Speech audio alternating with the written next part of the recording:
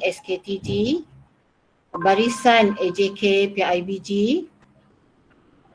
Puan Yusniza yang saya hormati, Puan Yusniza selaku penceramah program kita pada malam ini, ya, orang yang hebat ni, jadi rugi kalau kita tak join dengan Barisan Guru-Guru SKTG. Seterusnya yang saya hormati, ibu bapa penjaga SK Taman Gembira, dan saya lihat ada anak-anak, ya, anak-anak kita di skrin. Assalamualaikum warahmatullahi wabarakatuh. Salam sejahtera, salam kasih sayang. Ya. Jadi lihat anak-anak ni rasa lepas rindu cikgu. Okey, alhamdulillah, bersyukur kehadrat Ilahi kerana berkat rahmat dan izinnya, dapat kita bersama-sama pada malam ini suatu program motivasi, berkaitan dengan adab belajar norma baharu, ya, yang julung kalinya diadakan atas talian. Ya, alhamdulillah, ya, dalam meet pada malam ini ada 100 ya orang yang menyertai, alhamdulillah. Yang tak dapat join, ya, meet selalunya 100 orang lah, ya. Yang tak dapat join dia boleh terus melalui FB secara live, ya. Pertama kali saya nak ucapkan terima kasih dan selamat datang kepada Puan Yusniza binti Muhammad Yusof, ya, atas kesudian beliau memenuhi undangan pihak sekolah, ya, berkongsi ilmu dengan kami semua, ya, dengan guru-guru dan juga dengan para ibu bapa, ya. Terima kasih juga yang tidak terhingga kepada semua ibu bapa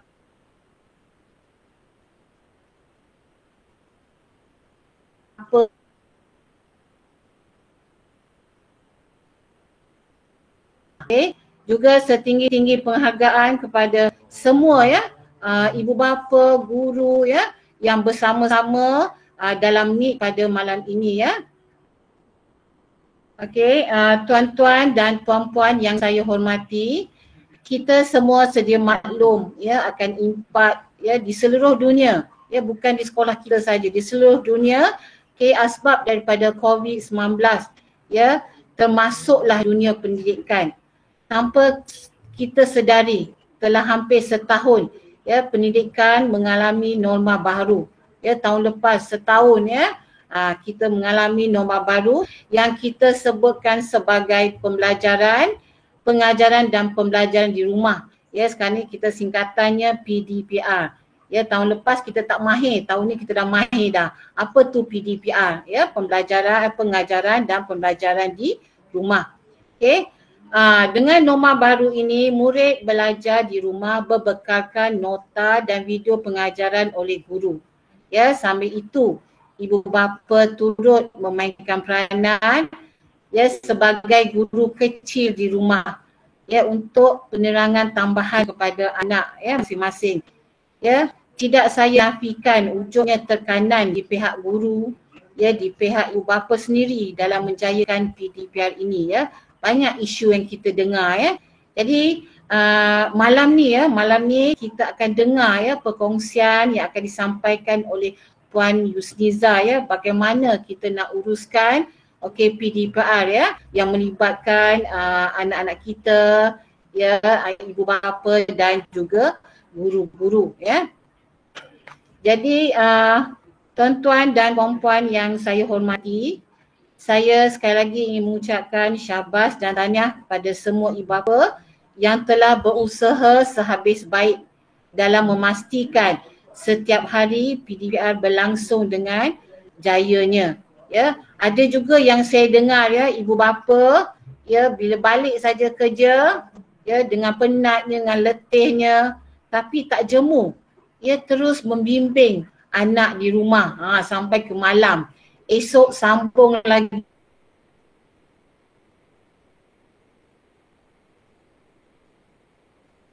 Baik. Ya, sebab dah siang dah bekerja, malam uruskan anak. Ya, tahniah, tahniah daripada pihak sekolah, ya, kepada ibu bapa, ya. Okey.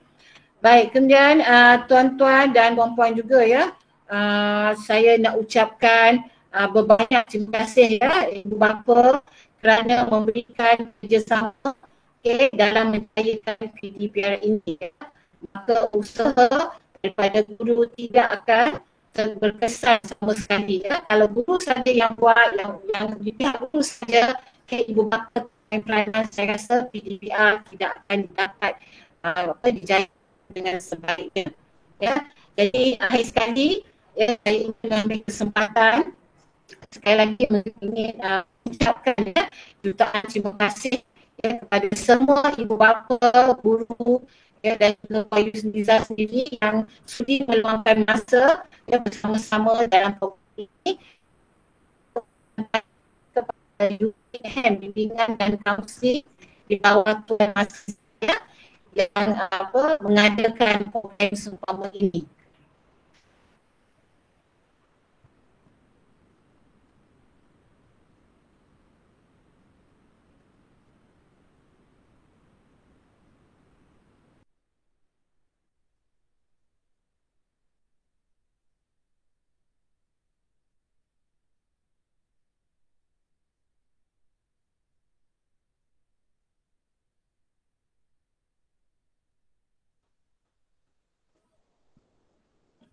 Pak Rosni teruskan.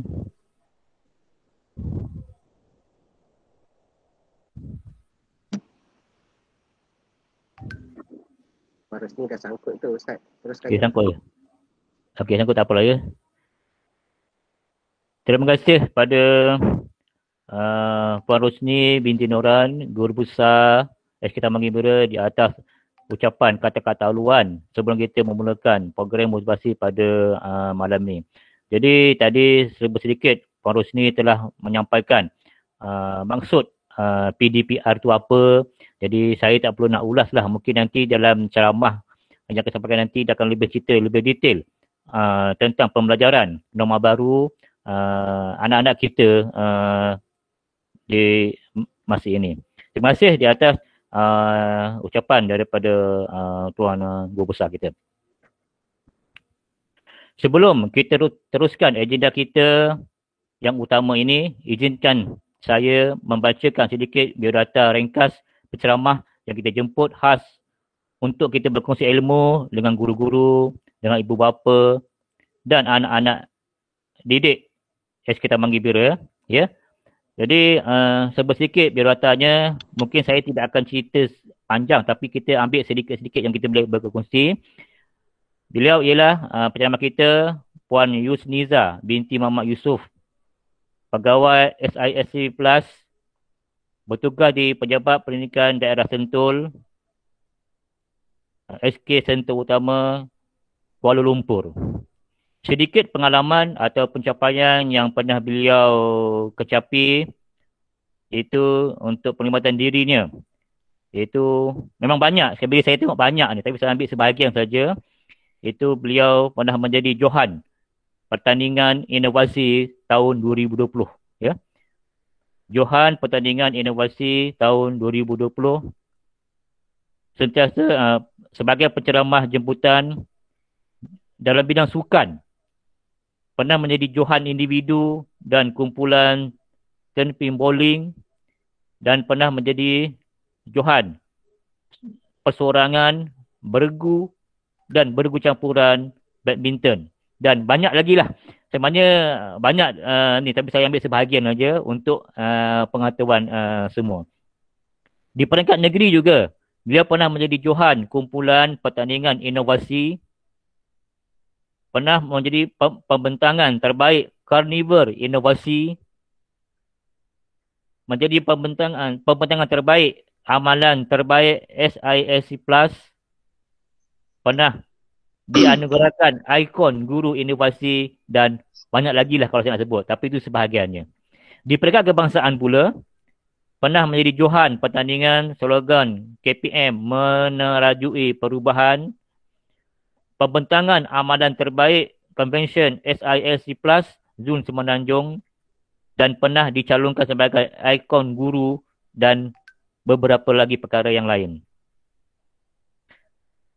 Dan di peringkat antarabangsa, pernah menjadi peserta Convention TS25 di peringkat antarabangsa. Mana beliau bukan seorang orang, memang penceramah kita adalah seorang yang begitu hebat. Jadi rugi kalau kita tak dengar amanat yang disampaikan pada malam ni. Dan untuk yang terkini yang saya dipahamkan, beliau sekarang ni sedang menyambung pelajaran di peringkat master di UPM. Dan sekarang ni saya dipahamkan dalam semester ketiga. Ya, puan ya, saya pun yang saya faham lah. Okey, terima kasih. Dan sebelum saya menyerahkan pada puan penceramah kita, diharap semua dapat menumpukan perhatian dan mengambil kesempatan yang ada untuk menerima sebanyak mungkin ilmu dan pengalaman yang akan dikongsi bersama oleh penceramah kita. Jadi pada ibu bapa, pada guru-guru, terutama pada pelajar-pelajar, dengar dengan teliti.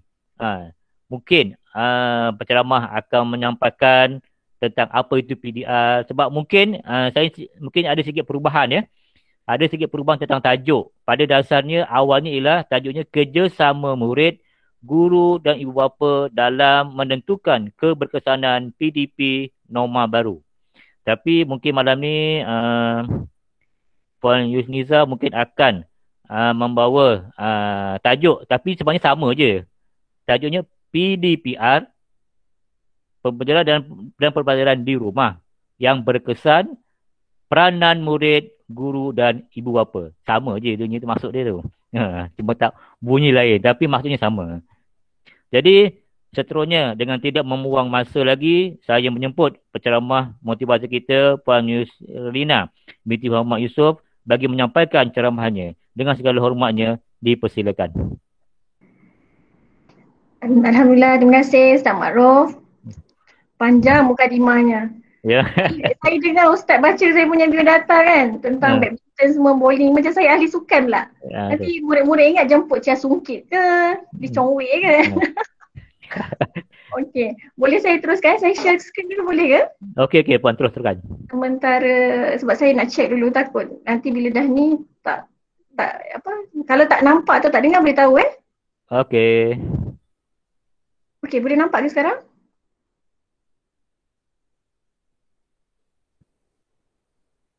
Boleh nampak kan?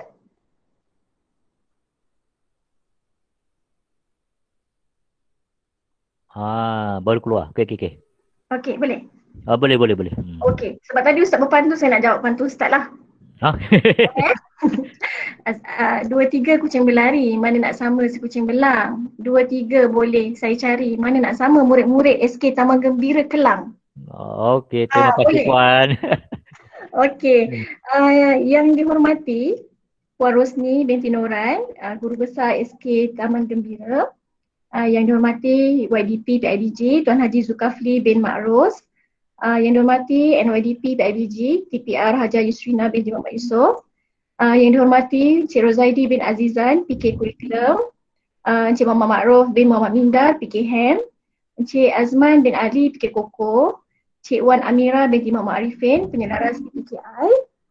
Guru-guru SK Taman Gembira, para ibu bapa dan murid-murid sekalian. Assalamualaikum dan selamat malam.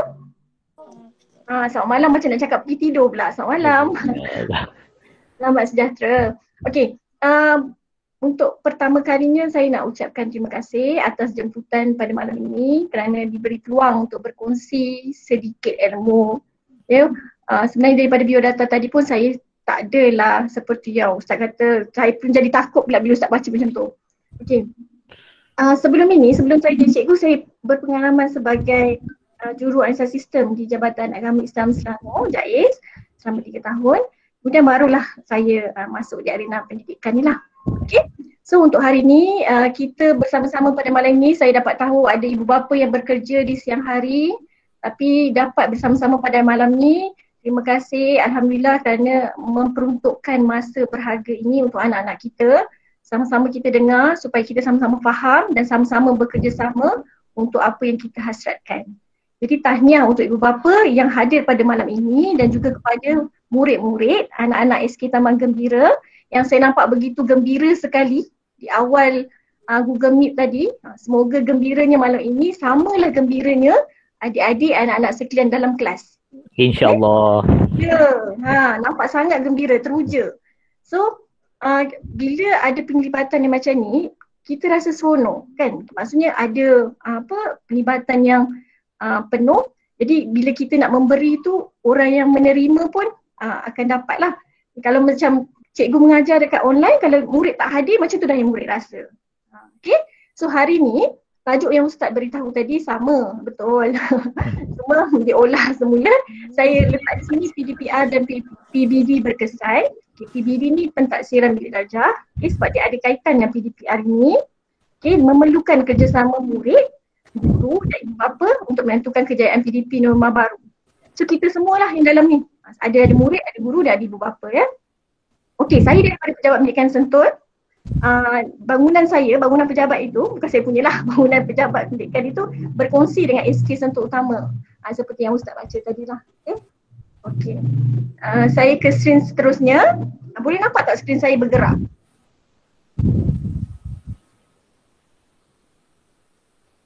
Sebab saya risau skrin saya statik. Boleh nampak ke Ustaz? Dia gambar ni lah, yang awal tu lah. Oh, gambar yang awal Ya. Dia masih tak gerak? Tak gerak. Oh, itu yang saya tadi nak try yang kalau tak boleh gerak, kita tutup, kita buka yang macam ni je lah, boleh tak? Kalau macam ni nampak ke? Wah, ini besar sikit lah. sedikit pencapaian puan lah. Ini yang tadi Ustaz baca tu, yang panjang tu ya? Saya habis sikit-sikit je. Okey.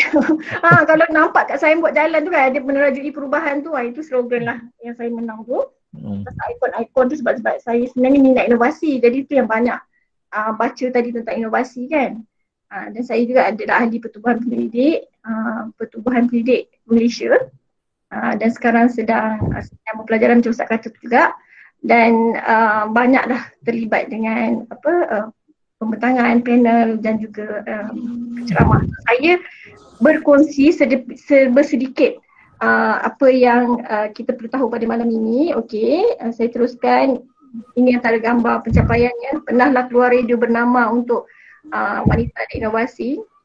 Itu yang saya menang slogan tadi. Okey, sekarang saya nak share video ni dulu. Sebab saya takut juga yang ini pun tak boleh keluar sound.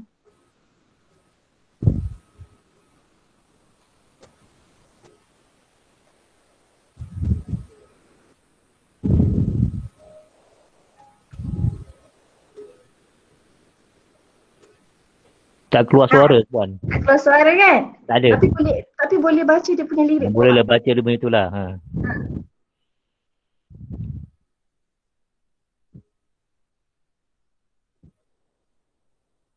Ni lagu I Will Survive. Kan tak keluar suara, saya pula yang nyanyi tiba-tiba ni.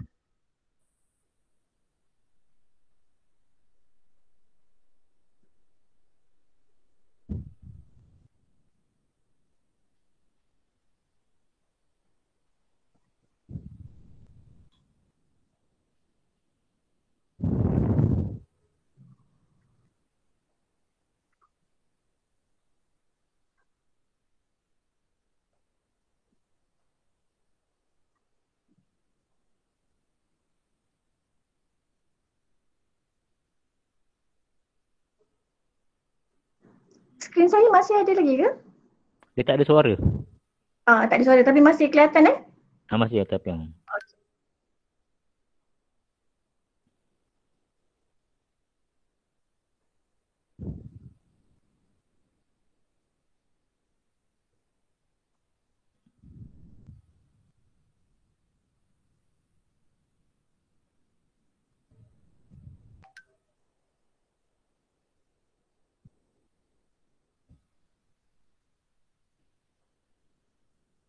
Boleh besarkan skrin tak? Sebab dia dalam skrin kecil lah.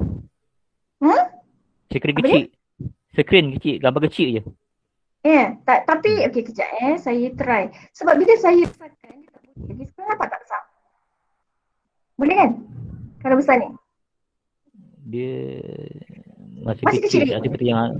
Tak seperti yang macam tadi besar tu. Okey, tak apa. Sebab ni video. Kalau saya besarkan boleh sebenarnya. Tapi dia macam ni lah. Boleh kan? Tapi dia kembang lah. Okey, tak apa. Video ni sebenarnya saya nak tunjukkan apa. Sebab dia menceritakan tentang online learning yang sedang berjalan sekarang ni lah. Okay, daripada macam mana cikgu mengajar, macam mana maklum balas daripada murid, apa yang digunakan. So sebenarnya kalau dengar dia punya audio lagi best lah, tapi sebab tak dengar tak apa. Saya nak teruskan dengan skrin yang seterusnya. Okey, yang ini anak-anak boleh tengok. Yang ini tentang jenis-jenis pelajar sebelum kelas online bermula. Tengok ada tak yang sama dengan kita? Dia boleh tak buka skrin besar? Dia tak boleh lah, dia campur ni. Ha? Buat skrin Campur besar macam ni. Dia pada sekarang dia kecil skrin dia. kecil? Kalau saya buka yang ni besar tak? Okey, kejap ya.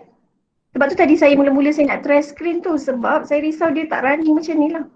Sekejap saya try lagi sekali. Okey. Kalau yang ni boleh? Ini pun masih lagi. Kecil juga? Kecil juga. Stop sharing lagi sekali lah, sekejap saya keluar balik. Inilah masalah bila ni online Tapi tak apa. Kita cuba sekejap. Saya stop present.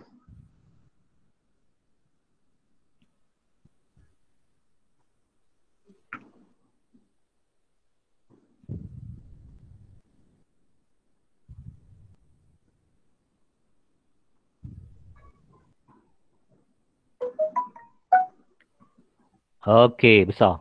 Betul. Okey, boleh? Okey. Nampak lah. Nampak besar. Okey, kalau saya ke next slide okey? Okey. Ini betul lah. Boleh nampak? Betul? Okey. Boleh teruskan. Teruskan, ini dah tadi, ini pun dah kan? Dah. Okey, kita pergi yang ini. Yang ini. Okay. Saya play lagi sekali.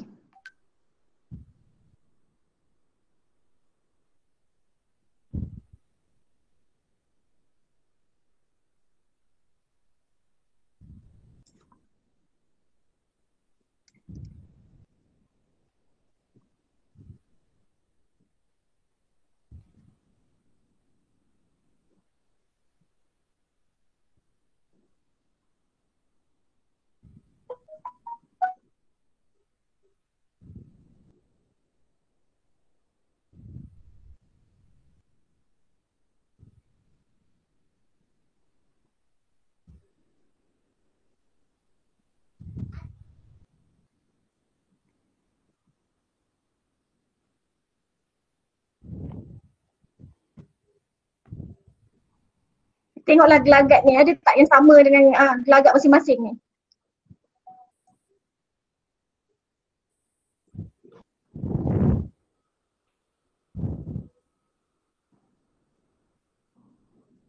Okey. Pertama macam ni. Kita kan ada garis. So nak tengok yang video kau nak nampak. Dah boleh nampak je. Soalan Dah okey kan? Minta tutup tu ya. Siapa tu? Nurul Aulia tutup mic ya. Okey, sekarang nampak tak skrin saya? Puan dia balik asal lagi kecil. Ya ke? Kenapa ya? Sekejap. Stop sharing. Saya dah view sebenarnya tapi dia kecil balik. Nama kita, nama Umi tadi tu dia cakap tu.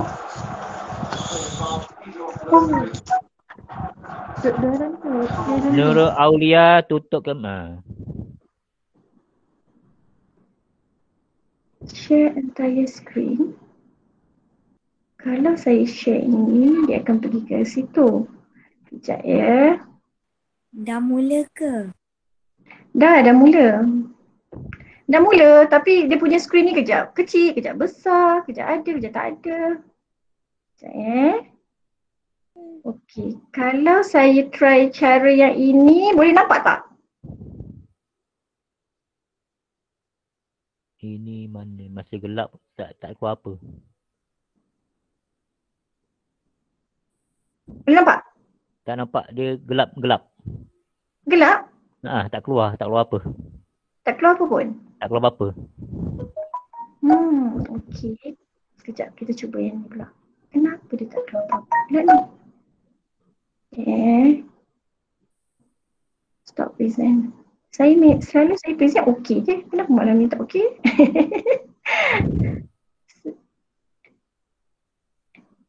Okey, bismillahirrahmanirrahim.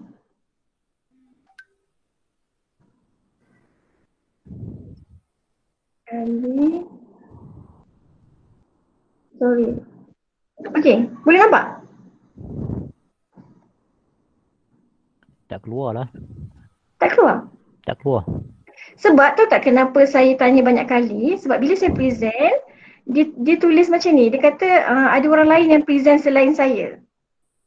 Oh, siapa je? Itulah, itu yang saya tanya tadi. Nampak ke? Sebab dia kata saya punya screen tu dia stop dan ada orang lain punya yang dia masuk. Macam itulah yang dia beritahu tu. Saya kata, alamak, tapi bila saya tanya. Sekejap Sebab biasa dia memang okey. Kejap. Okey, sekarang nampak? Ya. Nampak. Nampak besar ke kecil? Macam asal tadi besar lah. Besar. Asal tadi besar Okey, ya. Ni nampak. Tadi saya tunjuk gelagat murid sebelum kelas online. Nampak tak tadi? Saya ada. Nampak sampai habis? Ya. Nak saya ulang ke? Tak apa, teruskan. Tak apa, tak perlu ulang yang tu.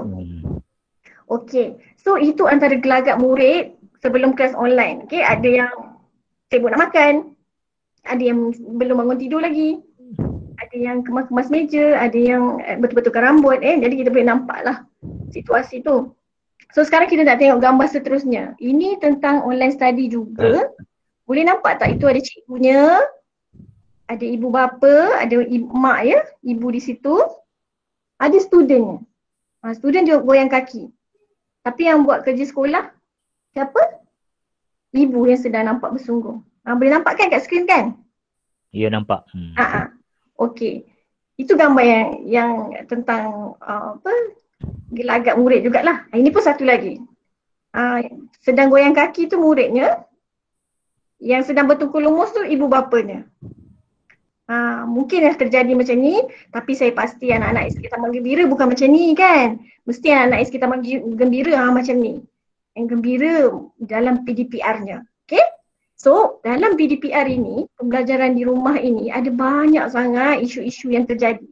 So, kalau kita tengok, kalau kita baca, antaranya yang ini dia kata hampir maut sakit jantung ajar anak matematik. Betul ke ibu bapa? Ada tak yang kes macam dah ada di rumah, so banyaklah yang bersama kita, jadi kita terpaksa melihat kerja-kerja mereka.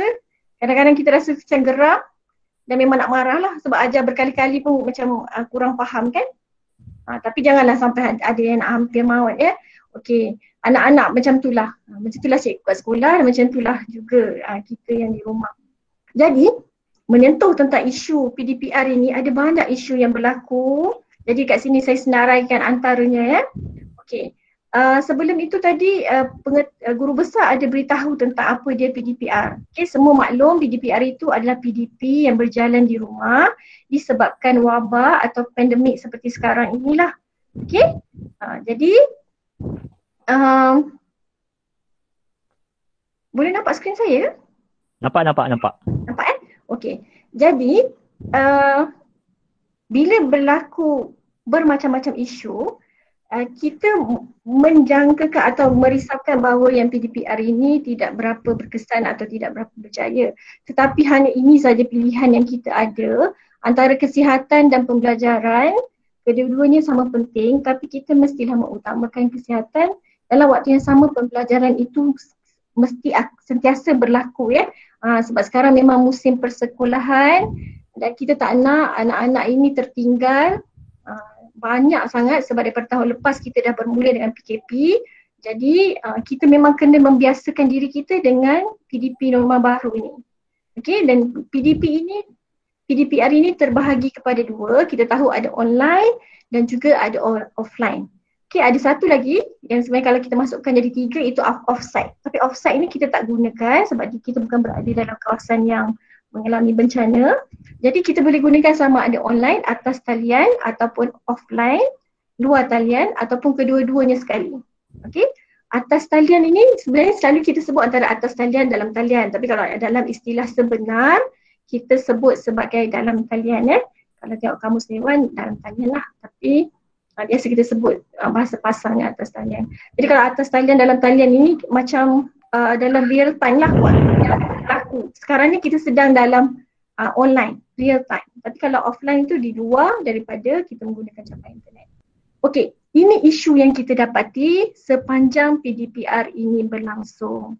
Okey, antaranya adalah masalah kehadiran. Okey, masalah kehadiran ini semakin merosot dan ada yang on off. Maksudnya kejap datang, kejap tak datang. Ya.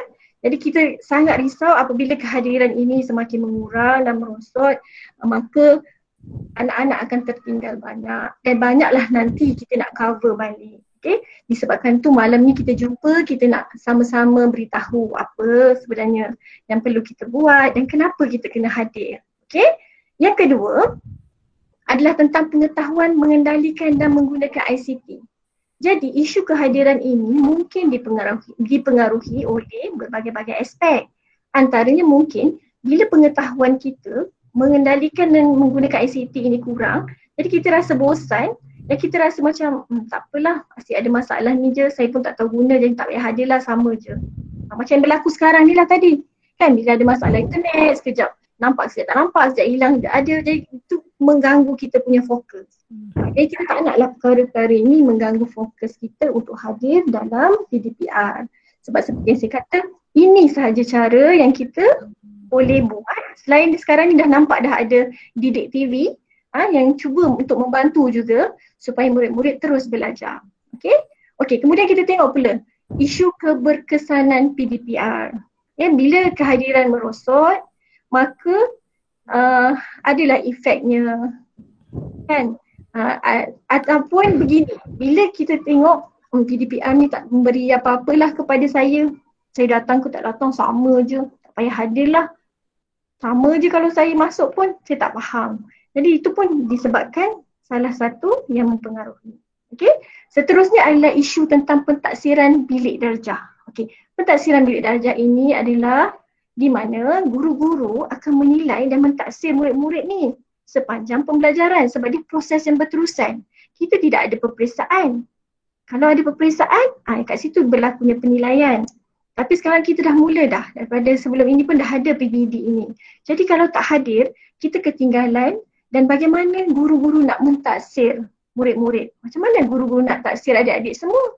Macam nak tahu perkembangan kita? Kalau kita tak hadir, kita pun tak tahu kita di setakat mana, kemampuan kita di mana. Mungkin orang lain dah jauh ke depan, kita masih kat belakang. Okey, seterusnya adalah isu peralatan ICT gadget. Okey, ini mungkin kekurangan peralatan ICT gadget disebabkan sosioekonomi sesebuah keluarga. Okey, mungkin dari segi kemampuan, ibu bapa tidak mampu untuk menyediakan peralatan ICT dan gadget ini. Mungkin ada tapi tak boleh untuk seorang satu. Kalau adik-beradik ramai kena share. Kan? Bila share kena ikut pula turn. Hari ni turn kakak, esok turn adik, atau pukul 8 sekarang turn adik, tengah hari turn abang. Jadi masalah itulah yang menyebabkan kadang-kadang murid terpaksa tak hadir sebab memberi laluan pada adik-adik yang lain. Okey? Kemudian adalah capaian internet. Ini juga adalah satu isu. Macam tadilah, bila guru besar bercakap, tiba-tiba terputus ataupun hang. Ya, capaian internet tu tak boleh nak mencakupi keadaan di ruang lingkup itu. Jadi kadang-kadang video yang cikgu guna semasa mengajar besar, itu juga mempengaruhi capaian internet. Ya, ini juga adalah salah satu isu apabila internet inilah. Kalau kita sepatutnya bersyukur sebab kita berada dalam kawasan bandar lagi. Kalau kita berada di luar bandar, kawasan pedalaman, macam mana dapat capai internet tu? Ada yang terpaksa panjat pokok kan untuk dapatkan internet. So sekurang-kurangnya kita berada di dalam kawasan yang capai internetnya. Alhamdulillah lah, setakat ini saya rasa kita tak dengar lagi lah kawasan Kuala Lumpur atau Kelang ada masalah internet kan. Okey. Kemudian seterusnya adalah masalah prepaid dan postpaid. Adik-adik tahu tak apa prepaid dan postpaid ni? Biasa dengar tak? Kalau mak kata pergi kedai tolong beli prepaid, tapi sekarang tak boleh pergi kedai kan? KP kena duduk rumah, kena tangkap pula. Okey. So apa masalah prepaid dan postpaid ni? Okey, prepaid ini dia beli berkala kan. Bila habis, so kena beli lagi. Jadi ia melibatkan kos.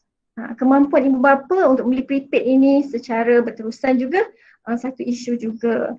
So, kemudian masalah untuk postpaid pula, mungkin bayaran untuk satu langganan itu bukan untuk unlimited.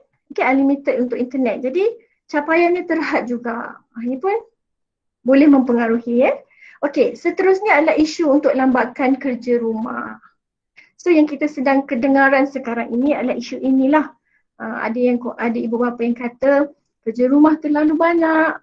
Cikgu tak mengajar tapi kerjanya ada. Jadi ibu bapa terpaksa meluangkan lebih masa dengan kerja rumah itu dan tersepit antara tugasan sendiri sebab kita bekerja dari rumah dan kemudian ada juga tugasan anak yang perlu kita bantu. Ya?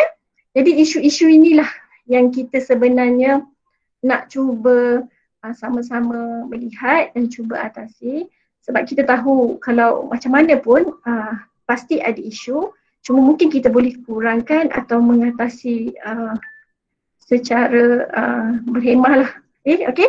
So kita tengok seterusnya, saya nak kongsi Rajah Van ini. Okay, Rajah Van ni saya buat khas ni untuk malam ni punya ceramah sebab saya sayang dengan anak-anak SK Taman Gembira ni. Dengan gembiranya saya pun membuatlah gambar Rajah Van ini.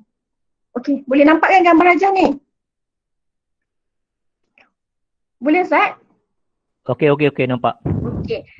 Saya mungkin laju sebab saya tadi dah tinggal banyak dengan masalah internet tu kan. Jadi saya cover balik dengan kelajuan ni. Tapi saya rasa boleh kan kalau saya laju kan? Boleh sampai Cuba dulu. Oh, okay. Sebab nanti Kak Adi dah tidur pula tiba-tiba. Saya cakap seorang-seorang semua Boleh dah tidur. Ya boleh. Saya boleh. Saya dah susun. Saya dah masuk semula dah. Terima kasih Puan. Tak risau saya Puan, saya tak seorang-seorang tengok semua orang dah tidur rupanya. Tak, masih lagi bercuti. Rugi kalau tidur. Okey, kalau tengok dekat sini gambar Rajah Van ini, kalau adik-adik tengok, tuan-tuan dan perempuan tengok ya. Okey, kita ada 3 bulatan, yang mana 3 bulatan ini menggambarkan kita lah. Okay, ada 1 bulatan untuk murid, 1 bulatan untuk guru, 1 bulatan untuk ibu bapa. Okey, di tengah-tengahnya adalah PDPR dan PBD berkesan. Kita nak capai ni PDPR yang berkesan dan PBD berkesan ni. Jadi 3 kategori ni, murid, guru, ibu bapa ini memang main peranan. Kita semua ada tanggungjawab kita yang perlu kita buat. Kita tak boleh kata salah satu pihak punya masalah. Kerana murid, perkara ini tak boleh berjaya. Kerana guru, perkara ini tak berjaya. Kerana ibu bapa, perkara ini tak boleh berjaya. Tapi sebenarnya kita saling memerlukan. Kalau kita bersama-sama untuk PDPR ini, untuk melaksanakan PBD ini, insya-Allah kita akan capailah. Okey. Dalam 3 bulatan ini, kalau adik-adik lihat, tuan-tuan dan puan lihat, apabila dia bertindih sesama bulatan ini, bila dia bertindih, maksudnya dia kepunyaan bersama. Tugasan itu dikongsi bersama. Maksudnya, kalau tengok antara guru dan ibu bapa, ada bulatan yang bertindih kan? Okey, maksudnya itu adalah tugas bersama. Kemudian antara murid dan ibu bapa, ada juga bulatan yang bertindih, itu tugas antara murid dan ibu bapa. Kemudian ada pula bulatan antara dengan murid, itu adalah pilihan antara tugas murid dan guru. Okey? So kita nak tengok ni peranan masing-masing ni dan apa yang kita perlu buat di pihak kita. Okey? Kita tengok dulu di bahagian ibu bapa ya. Saya sekarang fokus pada ibu bapa. Okey. Ibu bapa, kalau kita tengok dalam bulatan hijau tu, ibu bapa peranannya adalah untuk persiapan tempat belajar di rumah ya. Okey. Kenapa kita nak highlightkan persiapan tempat belajar ini? Okey, kita tahu dalam satu isi rumah kepadatan itu tak sama. Okey. Mungkin ada ibu bapa yang mampu boleh menyediakan satu bilik khas untuk anak menjalani proses pembelajaran. Okey. Dan kita boleh beri ruang privasi untuk anak itu belajar bersendirian sepanjang tempoh PDPR. Tapi sekiranya kita tidak mampu untuk menyediakan satu ruang khas untuk pembelajaran, sekurang-kurangnya kita boleh sediakan satu tempat yang mungkin kurang gangguan daripada keadaan persekitaran, dan kita pastikan di situ segala kemudahan dan peralatan tu serba lengkap lah. Okey, semampu yang kita boleh. Okey, jadi ini tugas ibu bapa untuk menyediakan suasana pembelajaran yang selesa. Okey, macam mana murid nak rasa, sekarang saya nak menjalani pembelajaran saya seolah-olah saya berada di sekolah. Saya tak nak dengar ada gangguan, tiba-tiba ada gangguan adik nangis, ada tiba-tiba babu roti ke. Perkara-perkara tu kita tahu kita tak boleh elakkan. Tapi kita cuba kurangkan. Maksudnya kita beri satu ruang privacy untuk anak ini menjalani pembelajarannya seboleh mungkin lah. Okay, macam saya kata, kepadatan isi rumah itu tak sama. Tapi kita memberi ruang itu pada anak kita, mungkin di satu bilik khas, meja khas, atau ada satu ruang lain lah. Okey. Itu adalah peranan ibu bapa.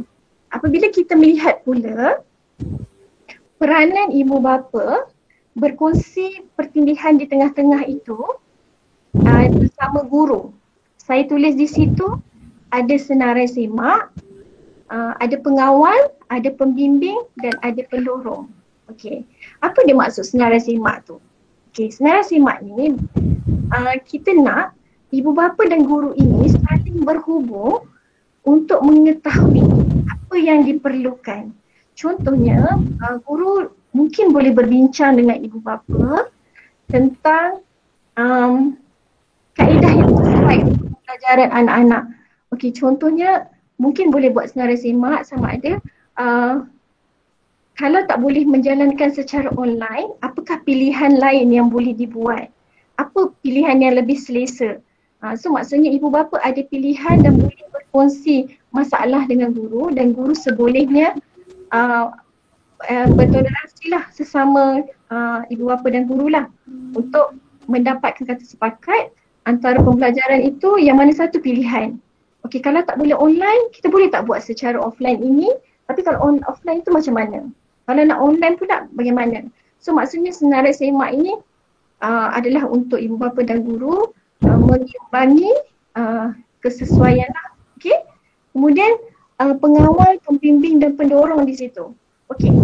Sebelum ini kalau ikut pada SKPMG tu standard 4, okey, ini saya kira guru-guru semua maklum tentang ini. Okey, untuk pengawal, pembimbing dan pendorong ini memang kalau di sekolah tugas guru lah.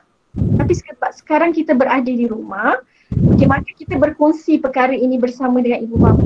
Jadi ibu bapa juga adalah sebagai pengawal, juga pembimbing dan juga pendorong anak-anak sepanjang PDPR ini berlangsung. Okey, maksudnya bersama-sama dengan guru. Okey.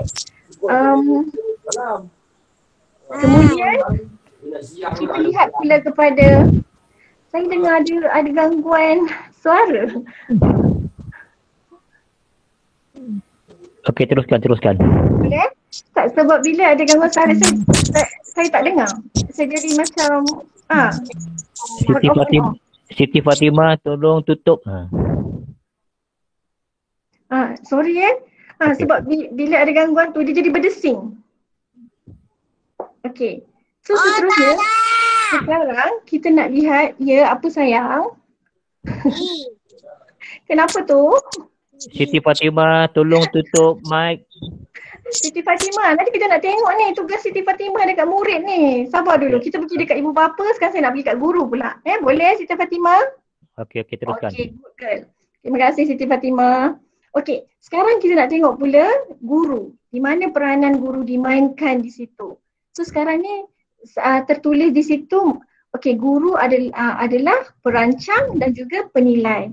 Kita tahu dalam SKPMG tu tugas guru sebagai perancang itu apa dan penilai itu apa. Sekejap lagi saya sentuh untuk slide yang seterusnya. Okey, tapi kita nak pergi pada mengoptimumkan pengetahuan ICT. Okey, kenapa di situ kita menggunakan perkataan optimum? Maksudnya guru kena sentiasa bersedia dan upgrade pengetahuan. Bukan sahaja tentang bidang kita atau bidang-bidang lain, tapi juga tentang ICT. Sebab kita tahu pengguna ICT ini semakin meluas dan banyak perkakasan dan pengisian aplikasi yang memerlukan kita menggunakannya. Sebab itu kita kena ada pengetahuan ICT itu lebih daripada yang sepatutnya lah. Okey? Okey. So sekarang saya pergi kepada pertindanan antara guru dan murid. Okey? Sekarang ni kita pergi pada bulatan yang guru dan murid tu. Okey, kat situ saya tulis senarai semak, ada pengurusan jadual, okey, kemudian ada tepati masa, ada aktiviti PDPR online dan offline. Okey, so maksudnya antara guru dan murid juga ada senarai semak. Okey, apa senarai semaknya? Jadi cikgu bolehlah buat senarai semak dengan anak-anak murid. Okey, mungkin tentang tugasan, okey. Kemudian tentang kehadiran. Sekiranya murid tidak hadir, cikgu perlu tahu apa yang perlu dibuat dengan murid yang tidak hadir itu. Macam mana kalau murid itu tertinggal PBD-nya pada hari tersebut, macam mana nak counter balik. So senarai semak ini penting. Okay? Satu senarai semak mungkin untuk tugasan, satu lagi mungkin untuk kehadiran. Okay? Dan mungkin ada lagi senarai semak lain yang perlu. So sebenarnya kita memang kena sentiasa ada senarai semak supaya kita tak tertinggal atau terlepas perkara-perkara yang penting. So kita tahulah kehadiran hari ini berapa yang tidak hadir, apa yang saya perlu buat dengan yang tak hadir ini. Okay? Kemudian kalau yang tak hantar tugasan pula macam mana. Okay? Ada juga senarai semak untuk aktiviti online dan offline. Okay? So kita perlu ada banyak senarai semak yang membantu kita lah untuk kita check baliklah kerja-kerja kita. Okay, pengurusan jadual. Pengurusan jadual ini kenalah berpandukan kepada jadual yang telah ditatarkan, okay, untuk manual PDPR. Ya, sekolah telah menyediakan jadual, kemudian telah diwar-warkan kepada ibu bapa dan murid. Jadi pengurusan jadual ini perlulah supaya guru tahu bila waktu perlu hadir ke kelas, sebab kita tahu ada banyak kelas. Kemudian murid pun bersedia untuk masuk ke kelas yang telah ditetapkan, okay, supaya dia tidak tertukar jadualnya dengan aktiviti-aktiviti lain. Jadi pengurusan jadual ini berlaku di antara guru dan juga murid. Okay, sama-sama mengetahui jadual yang telah ditetapkan. Okay? Okay, dan kita tahu kita ada tentang PDP terkesan yang mana cikgu akan susun semulalah sama ada melaksanakan PDP terkesan itu terlebih dahulu ataupun sisipkan dalam tajuk-tajuk tahun ini. Okey, jadi bila ada pengurusan jadual, tentunya kita akan menepati masa. Okey, jadi cikgu dan murid akan menepati masa untuk masuk ke dalam kelas online ataupun menepati masa menghantar tugasan. Jadi kita perlu tahu, okey, kenapa kita perlu ada pengurusan jadual ini? Sebab kita nak jaga, nak kawal masa kita. Okey, sebab kan ada banyak aktiviti, kemudian ada pula cikgu lain nak masuk selepasnya. Jadi kita tak nak nanti bila tidak ada kawalan masa ini, kita akan larilah daripada kita punya perancangan itu. Okey? Okey, yang seterusnya dekat situ adalah aktiviti PDPR online dan offline. Jadi berlaku aktiviti PDPR online dan offline ini di antara guru dan murid. Kedua-duanya menjalani aktiviti PDPR ini bersama-sama, okey, untuk memastikan PBD itu terlaksana. Okey. Okey, next kita tengok pertindanan antara murid dengan ibu bapa. Kat situ ada senarai semak juga. Jadual, ada pengetahuan asas ICT dan ada aktiviti PDPR offline. Okey. Okey, apa dia senarai semak antara murid dengan ibu bapa ni? Apa senarai semak yang kita nak buat? Antaranya kita boleh buat apa tugasan yang perlu diselesaikan. Mungkin ada projek yang cikgu bagi, ada modul yang perlu diselesaikan, ada kerja rumah yang perlu dihantar. Jadi kita biasa mengingatkan dan memantau kerja rumah anak-anak kita supaya mereka tak terlepas daripada pentaksiran tadilah. Okey. Kemudian pengurusan jadual ini pun bersama-sama. Okey. Bukan sebab tadi kata oh tak apalah jadual tu cikgu dah urus dengan anak-anak. So kita sebagai ibu bapa kata tak perlulah ambil tahu ataupun mungkin semuanya dah berjalan lancar. Tapi sebenarnya pengurusan jadual ini perlu sebab anak-anak ini perlu sentiasa diingatkan. Kadang-kadang dia pun terlepas pandang jadual sendiri. Okey. Dan kalaulah ada adik-beradik yang lain-lain juga, pengurusan jadual ni memang sangat penting. Sebab supaya dia tak keliru ataupun tertukar jadual masing-masing. Dan masing-masing tahulah untuk menggunakan gadget dan juga peralatan ICT itu. Itu pentingnya pengurusan jadual di situ ya. Okey, kita ke pengetahuan asas ICT.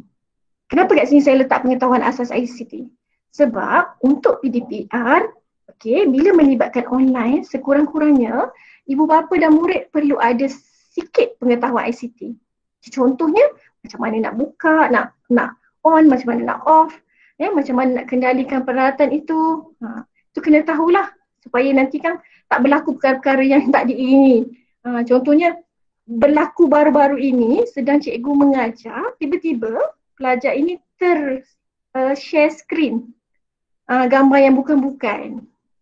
Mungkin secara tak sengaja atau sengaja, tapi itulah yang kita nak bagi tahu tu. Sekurang-kurangnya pengetahuan asas ICT tu perlu ada untuk mengendalikan peralatan perkakasan ICT. Okey, dekat situ ada aktiviti PDPR offline. Okey, jadi dekat sini peranan ibu bapa bersama anak adalah untuk memastikan aktiviti PDPR offline itu seperti yang diberi. Okey, maksudnya memantau dan membantu aktiviti yang melibatkan offline. Okey, sebab saya rasa anak-anak ini memang sentiasa perlu diingatkan dan dibantu. Sebab bila berada di rumah, kita tahu ruang selesa di rumah itu memberikan rasa yang memang sangat-sangat selesa. Jadi kadang-kadang sampai terlupa, yang sebenarnya PDPR itu, pembelajaran itu masih lagi berlaku. Cuma suasana yang berbeza. Satu bersemuka, satu lagi kita dalam maya lah. Okey. So sekarang kita nak fokus pada murid. Sampai dah pada anak murid ni, pada adik-adik sekalian. Harap semua tak tidur lagi Okey, kita tengok apa peranan adik-adik ni, anak-anak ni dalam PDPR ni. Okey. So sebagai murid, kita kena tahu adab belajar. Okey, adab belajar dalam suasana PDPR. Okey. Kemudian kita kena melibatkan diri sebagai pembelajar aktif. Okey? Kenapa pembelajar aktif? Sebab guru menilai, guru mentaksir aktiviti kita. So kalau kita pasif, kita tak dapatlah menonjolkan kita punya potensi diri. So kalau kita belajar, fokus, so penilaian itu memberi gambaran sebenar tentang perkembangan kita sehari-hari lah. Okey. Kemudian tugas kita yang utama selain daripada yang menjadi pembelajar aktif tu, pastinya kita kena selesaikan tugasan yang diberi. Okey, tugasan ini mungkin cikgu minta dalam waktu yang singkat. Itu mungkin kerja-kerja rumah biasa. Tapi ada juga tugasan yang memerlukan masa yang panjang sedikit, iaitu macam projek. Itu kena ambil maklum lah.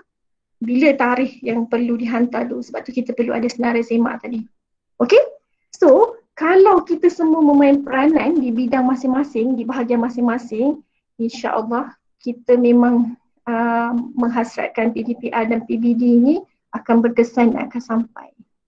Okey? Okey, kenapa saya merah-merahkan tulisan itu? Okey, tulisan yang merah-merah itu sebenarnya yang terlibat dalam pentaksiran bilik darjah. Okey? Yang mana kita tahu dalam penilaian itu, okey, kita menilai aktiviti PDPR secara online dan offline. Okey, kita menilai penterlibatan murid secara aktif dan juga tugasan-tugasan yang diberikan. Okey? Okey, kita selesai dekat gambar ni. Saya nak pergi pada next slide. Okey, saya nak bagi contoh ni tentang pengurusan jadual dan kumpulan WhatsApp, Telegram. Okey? Kalau kita mempunyai mungkin anak yang lebih daripada seorang yang bersekolah, mungkin kita menghadapi kesukaran untuk mengurus kumpulan WhatsApp atau Telegram anak-anak di sekolah kan. Kadang-kadang kita pening dengan grup office lagi, dengan grup Shopee lagi, nak membeli belah lagi. Ada pula grup-grup baru yang masuk ni. Jadi saya nak kongsikan, antara yang boleh dilakukan adalah kita boleh mengurus kumpulan WhatsApp ini ke dalam folder yang lebih tersusun. Jadi saya kongsikan link daripada majalah PAMA ini supaya ibu bapa boleh mengikut langkah demi langkah bagaimana untuk mengurus kumpulan WhatsApp ini. Supaya bila kita buka je kita punya handphone, kita dah tahu dah folder ni memang folder untuk anak-anak kita punya kelas. Tak bercampur-campur dengan kita punya kumpulan WhatsApp yang lain. So nanti saya akan share link ini di WhatsApp Cikgu Counselling boleh untuk dikongsi kepada ibu bapa lah untuk melihat bagaimana nak buat kumpulan WhatsApp ni. Kalau saya nak ajar sekarang akan mengambil masa yang lama lah. Tapi sebenarnya senang je ni. Nanti saya share link tu. Okey. Seterusnya, saya nak kongsikan juga tentang, ini contoh antara pengetahuan ICT yang mana tadi kita kata cikgu kena mengoptimumkan pengetahuan ICT. Okey, maksudnya kena tahulah kalau misalnya kita, ini contoh yang saya bagi kat sini. Contohnya kita nak suruh murid menonton video secara offline. Dan kita bagi video itu dalam kapasiti yang besar. Contohnya dalam 23 megabyte. So untuk sampai kepada murid yang mungkin internetnya kurang, dia tak boleh nak buka video itu. So kita kena tahulah macam mana kita nak compress video tu supaya menjadi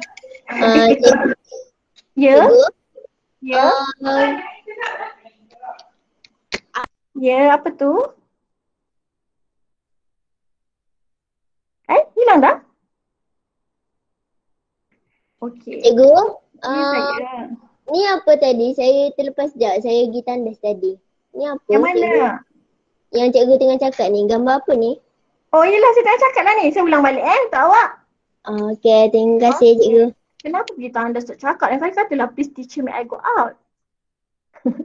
Nah, tapi malu tadi saya. Okey, tak apa. Saya ulang balik. Okey, siapa nama tadi yang pergi tandas ni? Saya Haikal. Oh, Haikal. Okey, Haikal. Okey, Haikal saya ulang balik untuk Haikal. Haikal nak slide ni je kan?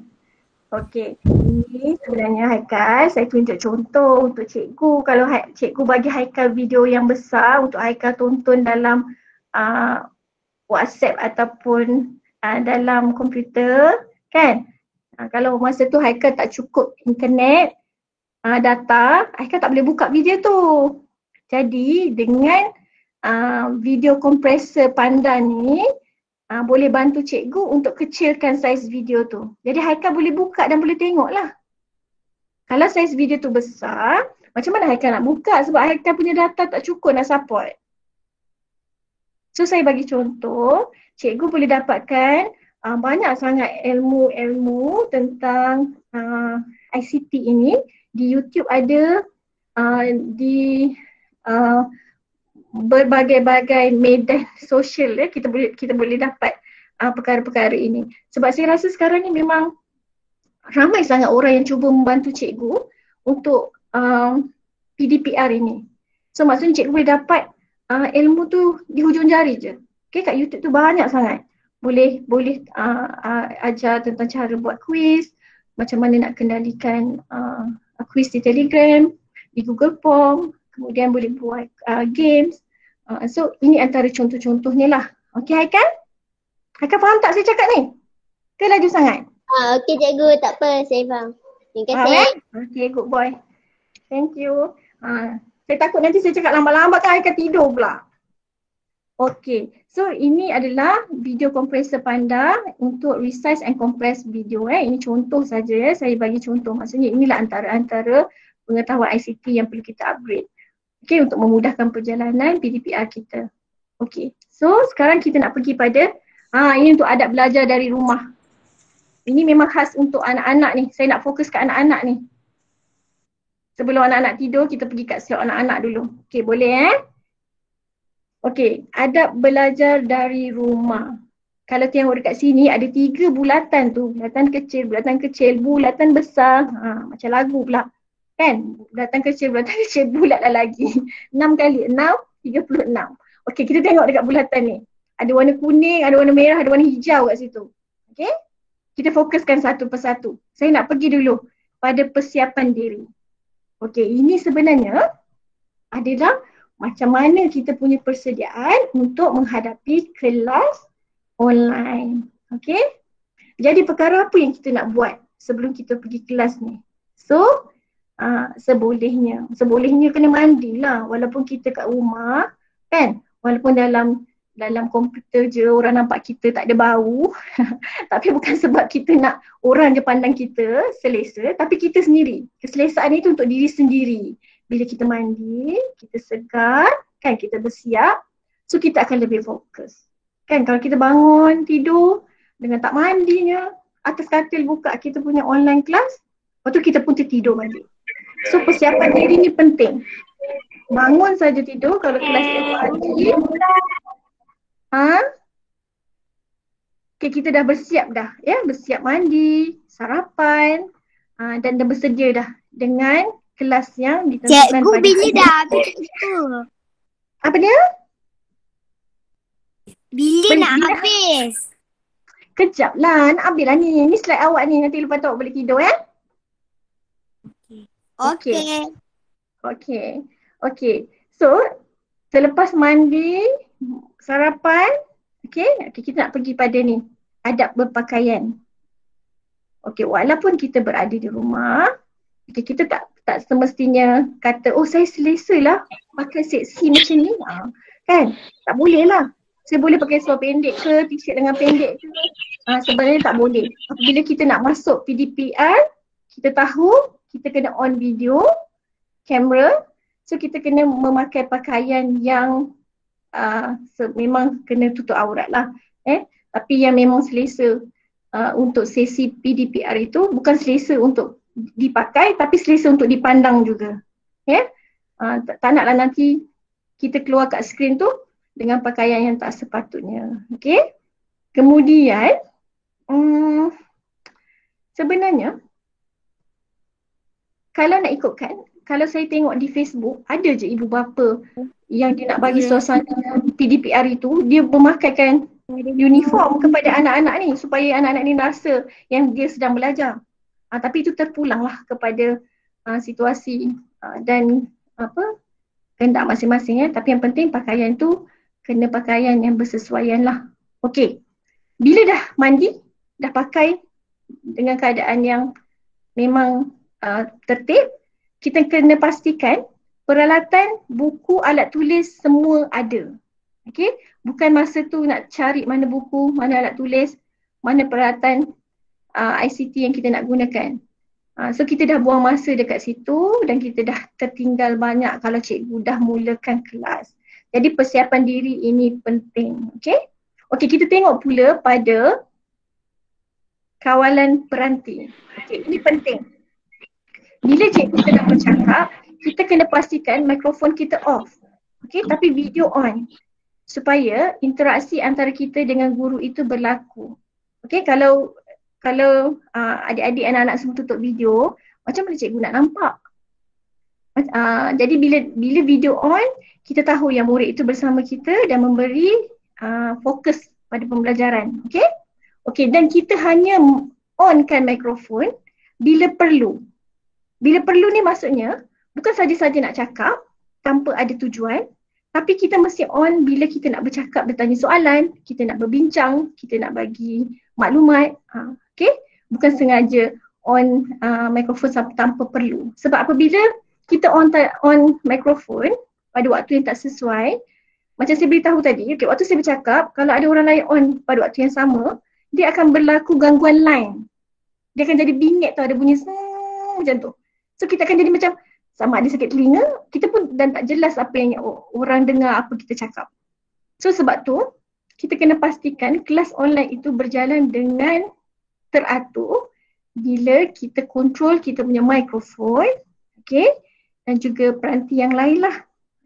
Dan apabila ibu bapa yang datang nak tolong betulkan alat peranti ini juga, itu yang tadi kita kata ibu bapa kena tahu juga pengetahuan ICT ini sebab kadang-kadang kita pun tak perasan video on masa kita nak betulkan. Sebab tu ada kejadian yang mengatakan ibu bapa betulkan video anak ataupun mikrofon dengan tak berbaju kan.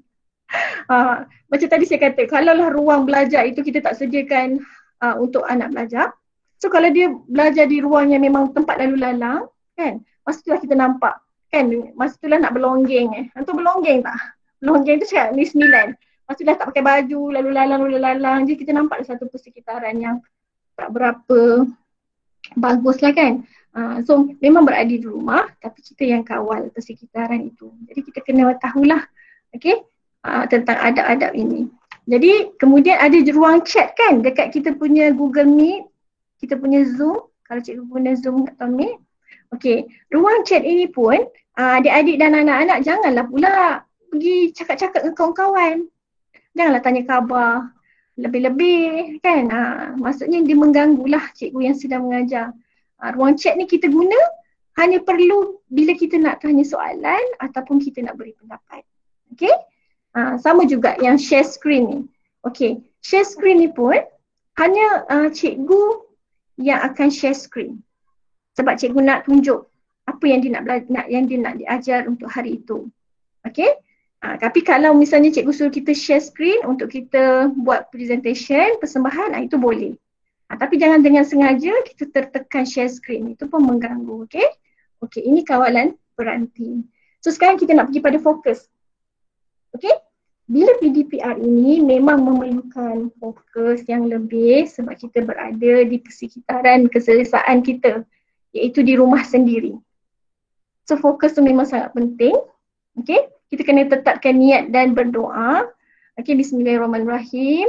Kalau nak cakap bahasa Melayu pun boleh. Ataupun nak cakap Allah maftah alaina hikmatan wa sya'ana pun boleh. Macam cikgu selalu ajar tu, Ustaz kata kena baca Rabbi Syrahli, terpulanglah. Tapi kita kena tetapkan niat dan berdoa, okay, hari ni saja aku belajar, apa fokus kita nak dapat pada hari ini. Okay? So keberkatan itu akan sampai. Dan kita kena tetapkanlah matlamat kita pada hari itu dan beri tumpuan sepenuhnya pada pengajaran guru. Okay? Dah selesai dah untuk adab belajar dari rumah untuk anak-anak ni. Ada yang tanya saya bila nak habis ni. Sebenarnya kalau tunggu sampai habis pun ada video-video lagi. Tapi sebab dah nak tidur pukul 10 kan. Okay, tak apa. Saya cuba habiskan secepat mungkin. Dah sungguh laju dah ni. Okay, kita nak pergi pada next adalah tentang ini perancang tadi, guru sebagai perancang. Okay, jadi memastikan kesediaan dan persediaan rapi dan melaksanakan PDPC, PDPR. Okay, kita tahu persediaan RPH tadi yang mana kena ada objektif, aktiviti, refleksi ni semua tahu dalam SKPNG tu sen 4. Kita menentukan kaedah pentaksiran dan sumber pendidikan. Sumber pendidikan ni adalah yang digital dan tak digital. Kita tahu kan ini bahan batu mengajar yang kita gunakan. Okay, seterusnya, ini pengawal. Pengawal ini kalau ikutkan kalau kat sekolah memang kita lah sebagai guru kita mengawal. Tapi apabila sudah PDPR ini, kawalan ini berlaku antara guru dan ibu bapa lah. Untuk memastikan kelancaran proses pembelajaran mengikut perancangan. Jadi apa yang kita nak kena kontrol, kita nak kawal adalah proses pembelajaran dan suasana pembelajaran tu. Bagaimana susun aturnya, masanya, isi pelajaran, komunikasi, pelakuan dan penyertaan aktif. Saya pergi pada next, pembimbing. Ini juga berlaku antara guru dan ibu bapa sekarang lah sebab kita tahu tadi, saya dah jelaskan dalam Rajah Van tu. So membolehkan murid menguasai pengetahuan, kemahiran dan mengamalkan nilai berdasarkan objektif pelajaran. So kita perlu membimbing untuk murid menguasai isi pelajaran, memanfaatkan BBM, dan mengaitkan isi pelajaran yang dia belajar tu dalam kehidupan sehariannya. So dia kena tahulah dia belajar itu untuk apa, di mana nak guna, kenapa. Dan sampailah pada penyelesaian masalah dan buat keputusan. Sebab saya dah tengok dah pukul 10 kan. So saya cuba laju. Kemudian pendorong. Ini juga berlaku antara guru dan bapa untuk meningkatkan motivasi dan kemahiran insaniah murid. Dorongan berlaku dalam dua cara, minda dan emosi. So kalau minda ni, kita tahu kita dorong dari segi komunikasi, kolaboratif. Kolaboratif bukan kolaborasi. Kolaboratif dan kolaborasi ni maksudnya sama untuk pakatan. Tapi kolaborasi tu untuk pakatan negatif. Kolaboratif ini untuk pakatan yang baik. Positif. So untuk motivasi minda, kita nak galakkan murid bertanya soalan, memimpin pembelajaran kendiri. Dari segi emosi kita tahu, kita kena bagi pujian, galakkan, penghargaan, keyakinan dan keprihatinan kita pada mereka lah. Penilai. Saya nak masuk penilai ni sebenarnya yang penting ni sebab kita nak sentuh PBD ni. penilaian ni kita nak kesan tahap penguasaan murid. Okay, daripada latihan yang diberi, kita nak semak hasil kerja. Okay, kalau kita beri kerja yang banyak tapi kita sendiri tak mampu nak tanda, okay, macam mana? So maksudnya kita beri mengikut kesesuaian dan mengikut level mereka lah. Itu ada pembelajaran terbeza. Macam kat sini gambar ni gambar gajah dan ada yang lain-lain ni. Okay, contoh dia nak uji untuk naik untuk panjat pokok. Jadi yang boleh panjat pokok monyet ni lah, yang lain-lain tak boleh. So kita kena nilai setiap aktiviti itu mengikut keupayaan tahap anak murid. Okey, kemudian ada pemulihan dan pengayaan. Pemulihan untuk yang lemah, yang kita tahu untuk membantu yang dah ke level yang lebih advance. Dan yang paling penting adalah refleksi. Refleksi ni sebenarnya kita perlu buat bukan untuk pentadbir melihat apa yang kita buat, tapi refleksi ni adalah untuk kita menilai pembelajaran kita pada hari tersebut. Contohnya kalau kita guna video itu bagus, kita boleh kata oh mungkin hari lain saya nak guna video ni lagi. Contohlah. Kemudian kita tengok refleksi hari ni tak berapa okey, mungkin sebab ni saya akan cuba lagi buat penambahbaikan. Murid tak hadir, kenapa? So itulah sebenarnya kenapa kita perlu ada refleksi. Supaya kita nak buat penambahbaikan kepada pembelajaran yang akan datang lah. Okay? So yang last kali kita tahu dalam SKPMG tu ada murid sebagai pembelajar aktif. So untuk dapat murid ni menguasai semua ni, pengetahuan, kemahiran dan amalkan nilai positif, kita nak rangsang murid untuk beri maklum balas, kolaboratif, komunikasi, tanya soalan dan kaitkan dengan isi pelajaran, kritisan kreatif dan boleh menyelesaikan masalah. Okay? Yang ini saya rasa semua cikgu maklum tentang yang ini.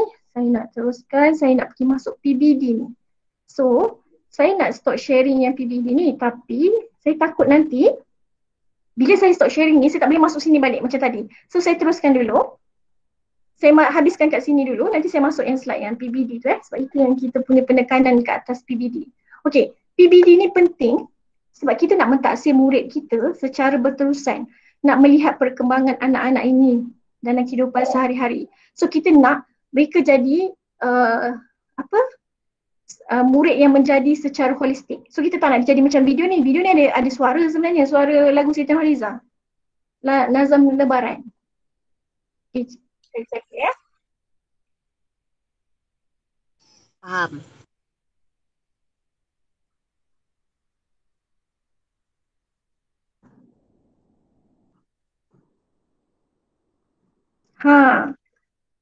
Tahu tak apa yang berlaku tu? Boleh nampak tak skrin tu? Walaupun suara tak ada.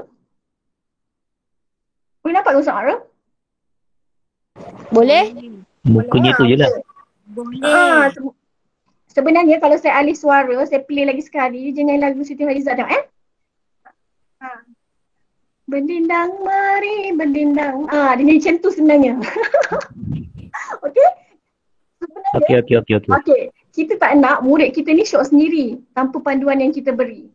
Contohnya konon dia nyanyi macam konon macam sedap je, tapi tiba-tiba terkaran diri sendiri. So kita nak bimbing murid kita ke arah apa yang kita hasratkan. So dia berpandukan pada PPD inilah. Okey? Yang apa yang kita nak murid kita jadi macam ni. Okey, saya play video ni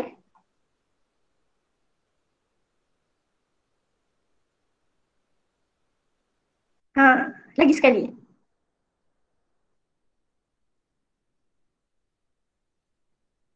Maksudnya murid kita boleh berinovasi, boleh melangkah ke fasa yang seterusnya bila kita memang guideline, bagi dia orang guide di guideline yang betul lah. Okay?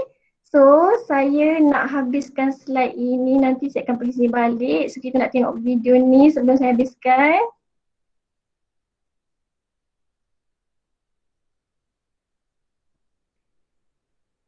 Boleh baca subtitle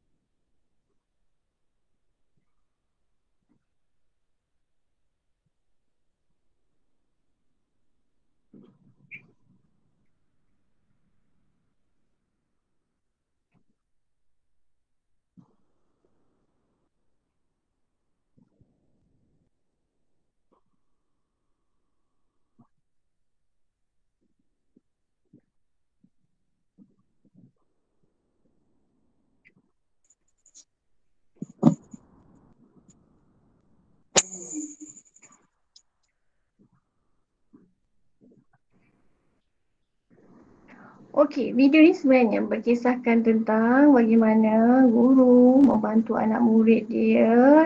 Okey, sungguhan itu tapi saya nak pergi ni part last ni, tapi sebab saya nak share yang lain ni tentang PBD ni, kita pergi part yang paling penting ni. Saya stop yang ini dulu.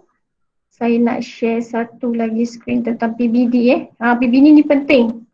Adik-adik kalau belum tidur ni kena tahu ni PBD ni untuk apa. Macam mana PBD ini menilai kita. Okey? Okey, nampak tak skrin yang sekarang ni?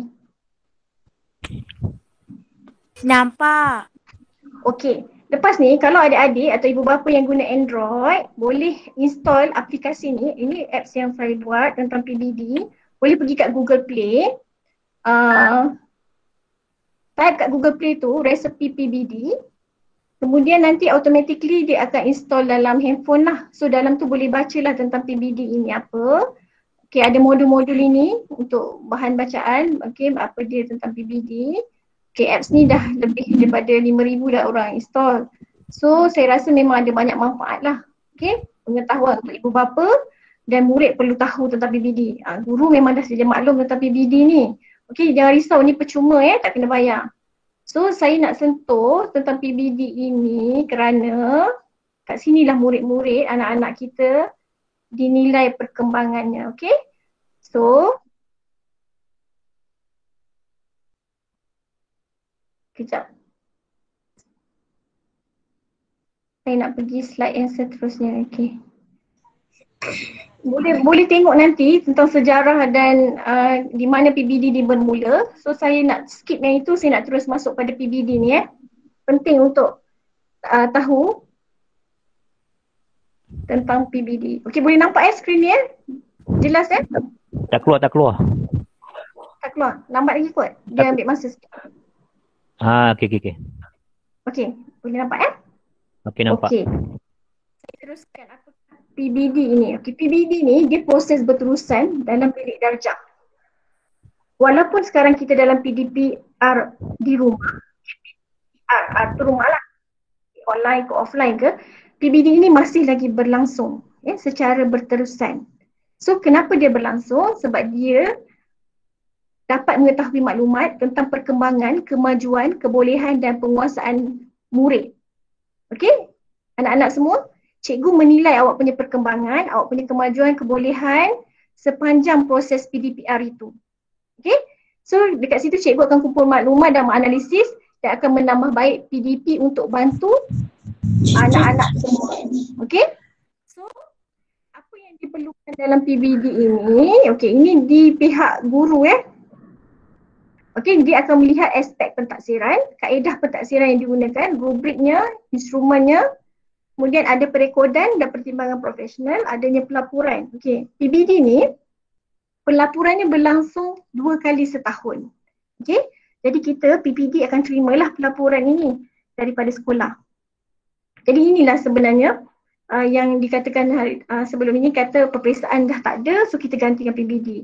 Tapi sebenarnya untuk peperiksaan umum itu memang masih berlangsung lagi. Tapi untuk menilai perkembangan anak-anak kita, okay, dalam PDP ataupun PDPR, kita menggunakan PBD ini. Okay? Jadi, aspek yang cikgu akan lihat anak-anak kita dalam kelas adalah aspek pengetahuannya, kemahiran dia berfikir, kemahiran anak kita berbahasa, kemahiran dia mengira, belajar, bersosial, manipulatif, amali, kinestetik, kreativiti, ni semualah amalan ni dan budi sikap semua ni. Jadi kalau anak-anak semua tak hadir kelas, macam mana cikgu nak menilai? Di mana aspek pentaksiran ini kita nak tengok. Sebab itu tadi kita kata anak-anak semua kena aktif dalam kelas. Bila cikgu kata tanya soalan, buat aktiviti kan. Okey, sebelum saya terlupa, sebenarnya dalam Zoom cikgu boleh tengok Zoom tu kita boleh buat breakout room yang mana anak-anak murid ni boleh dikelaskan ikut kumpulan mereka. So kita boleh nampaklah mereka berkolaboratif ya. So bila tak hadir dalam PDPR, cikgu tak dapatlah nak menilai, nak mentaksir kita punya kebolehan tu. Sebab itu pentingnya hadir PDPR dan buat tugasan yang cikgu beri. Okey? Okey. Seterusnya, kaedah pentaksiran yang digunakan, yang diperlukan. Okey. Ada 3 kaedah pentaksiran ya. Satu, cikgu menilai melalui pemerhatian. Dia perhati kelakuan kita, gelagat kita punya respon. Okey.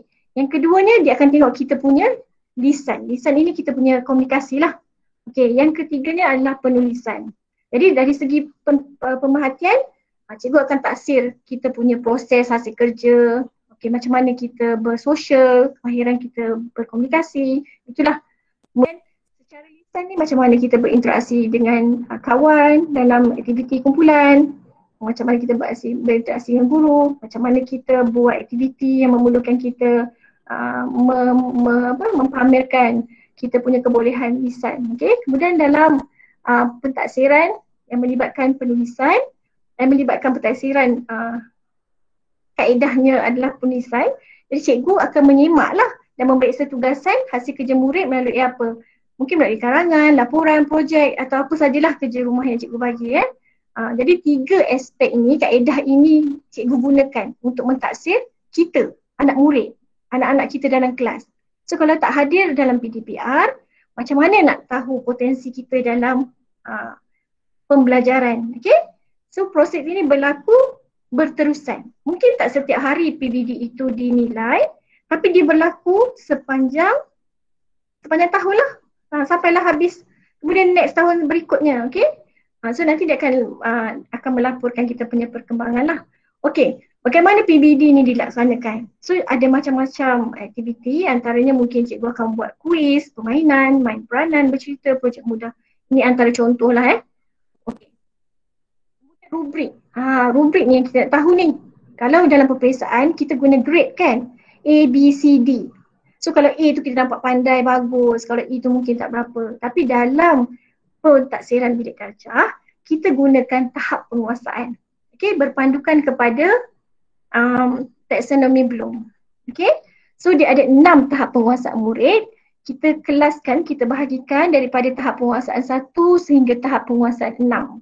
Okey, kalau tahap 1, contohnya cikgu kata, okey, Ali mungkin dapat tahap 1 je. Kenapa dia tahap 1? Sebab dia hanya tahu saja. Apa maksud tahu? Murid hanya tahu perkara asas, boleh melakukan kemahiran asas atau memberi respon terhadap perkara yang asas je. Itu je. Dia hanya tahu je. Dia tak boleh nak faham. Okay, kalau dia pergi pada tahap penguasaan kedua, maksudnya murid tu dia tahu dan dia faham. Maksudnya dia menunjukkan kefahaman. Okay? Kalau dia pergi pula pada yang ketiga, dia tahu, faham dan boleh buat. Okay?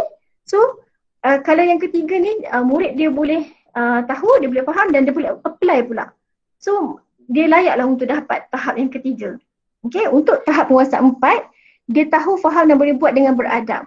Maksudnya dia dah boleh buatlah secara peringkat demi peringkat sistematik tu. Okey, yang kelima, dia tahu, faham dan boleh buat dengan beradab terpuji, maksudnya lebih advance. Okey, dan yang keenam dia dah boleh dah menjadi contoh kepada rakan-rakan yang lain. Okey, inilah tahap-tahap penguasaan yang cikgu akan berikan kepada slide tak tukar ke? Slide saya bergerak ke tak?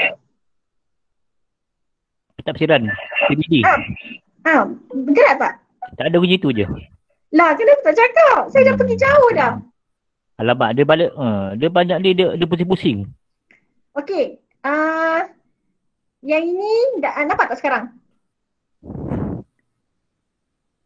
Tak keluar. Tak keluar? Tak. Tak ada Koyus Nisa, tak ada gambarnya, tak ada slide. Ya ke? Kejap, saya... Yang tadi ada. Ya ke? Okey, sekejap. Kenapa lah, hai? Nanti nampak dah Yati dah tidur ni Yati janganlah tidur lagi. Kesianlah saya Yati. Slide ni saya tak boleh ni Yati. Nak nangis ni. Okay, nampak tak?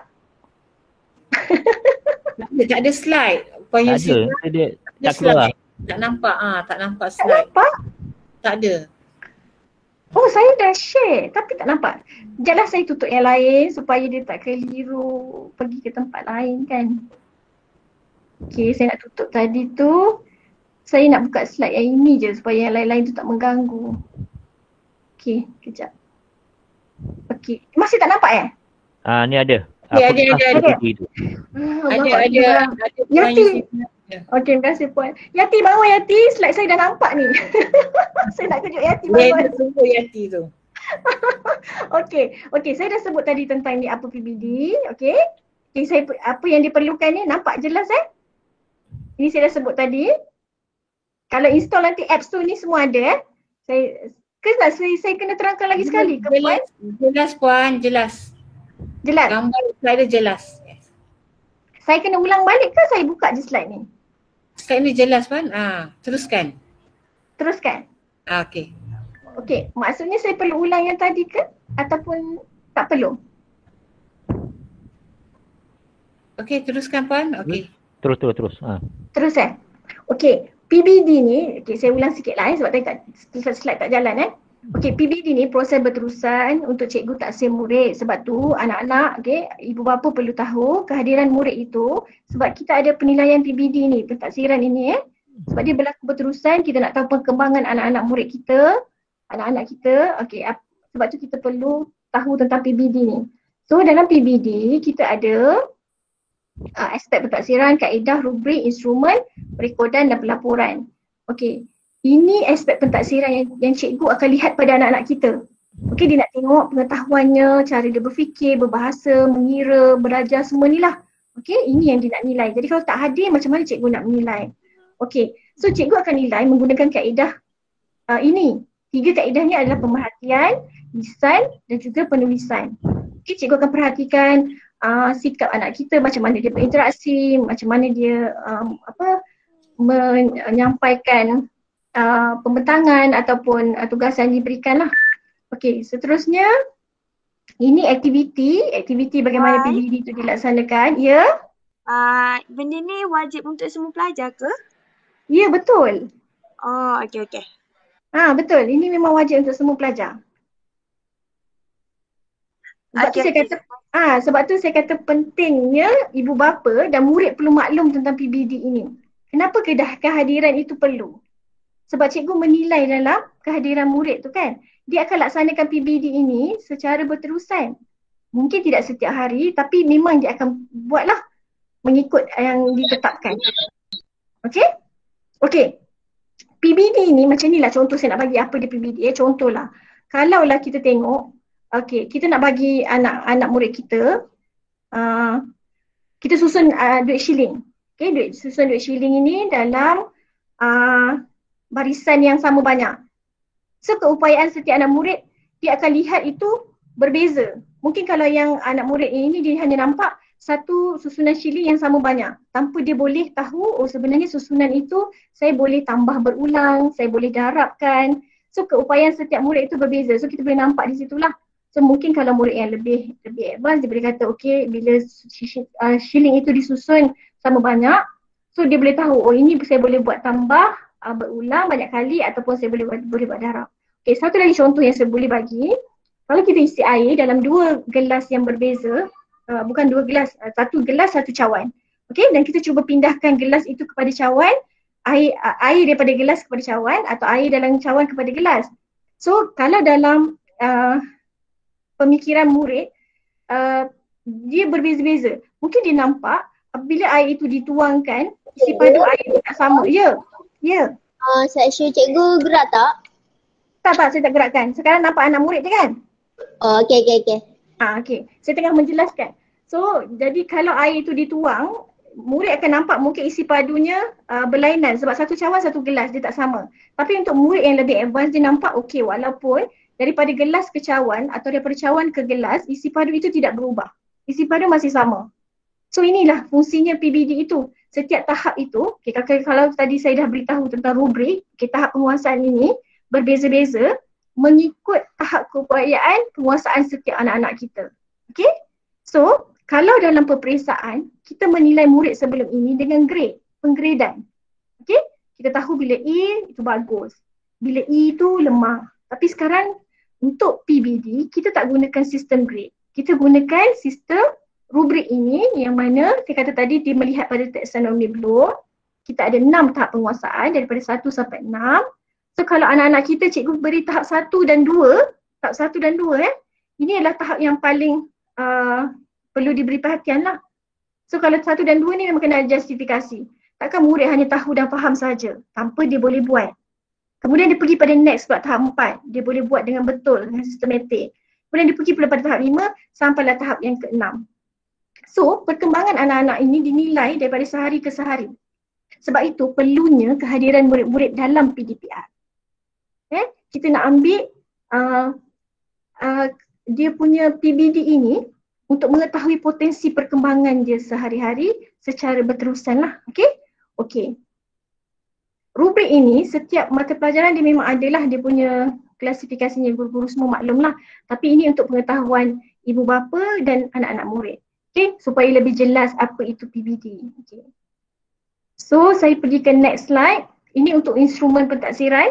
Okay, apa yang cikgu gunakan untuk mengukur anak-anak kita, untuk mengukur diri kita dalam kelas adik-adik Syafiqah ke Haikal ni dah tidur ke belum?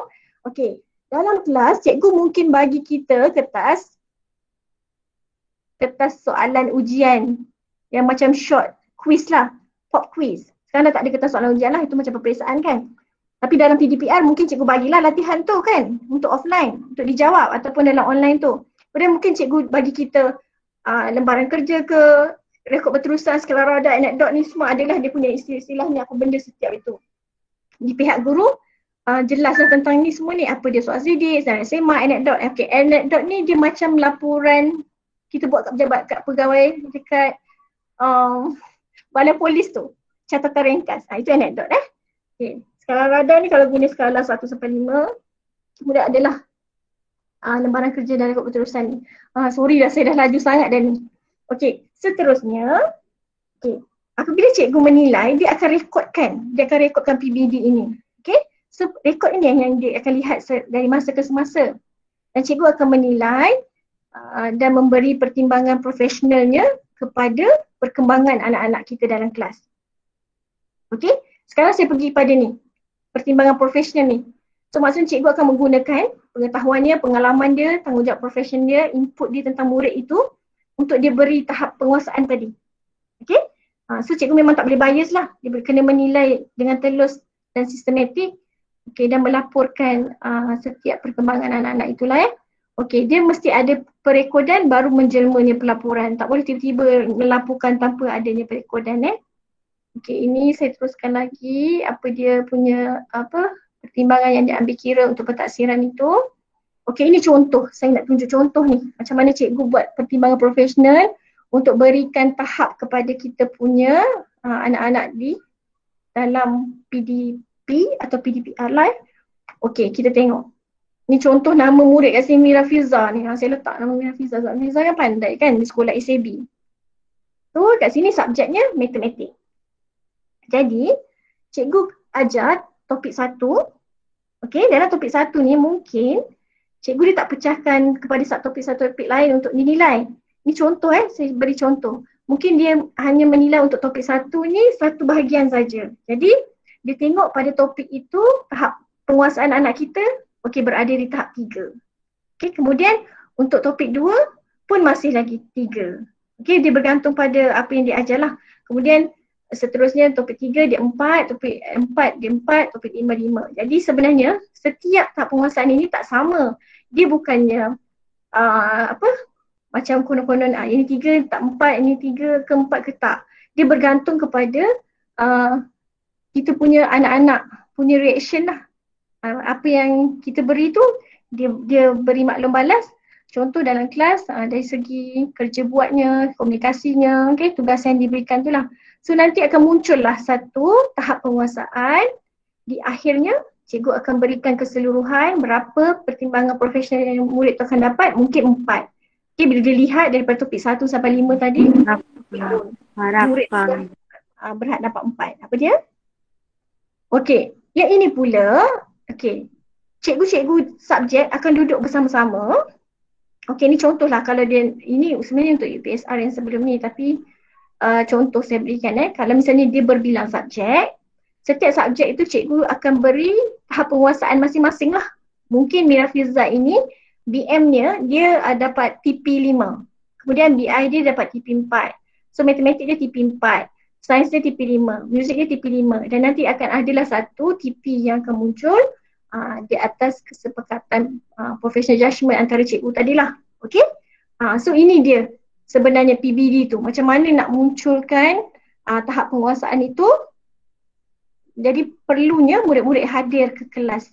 Okey? Hadir ke PDPR. Barulah boleh berlakunya PBD ini. So cikgu akan melaporkan PBD ini dalam sheet yang diberikan lah. Okey, macam seperti saya beritahu tadi, setahun kita ada 2 kali pelaporan. Okey, dan sebelum munculnya pelaporan ini, berlakulah perekodan tadi. Okey, perekodan yang hari-hari ataupun tak semestinya sehari-hari tapi mengikut topik, mungkin cikgu buat mengikut subtopik atau tema atau apa saja untuk tahu TP setiap anak-anak kita tu. Okey? Okey, ini proses, saya nak tunjuk last sekali prosesnya, macam mana PBD itu berjalan. So cikgu akan rancang PDP, kat situ dia akan rancang kaedah pentaksiran.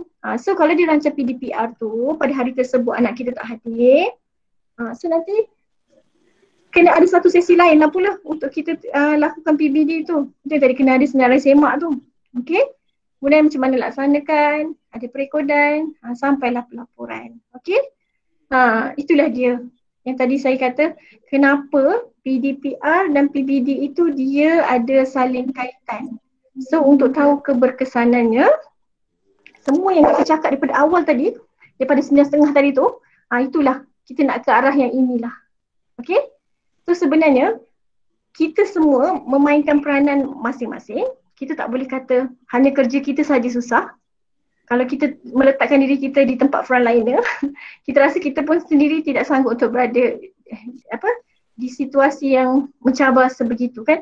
Jadi kita kena bersyukur dengan posisi yang kita ada sekarang lah. Okay.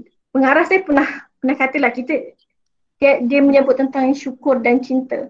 Okay, untuk menanam rasa suka dan cinta pada kerjaya dan apa yang kita buat ni. Okay, anak-anak murid yang suka nak melahirkan rasa cinta datang ke kelas ni. Okay, dalam badan kita, tanya cikgu sains saya dah cakap tuan cabut ni sebab nak mengejar masa.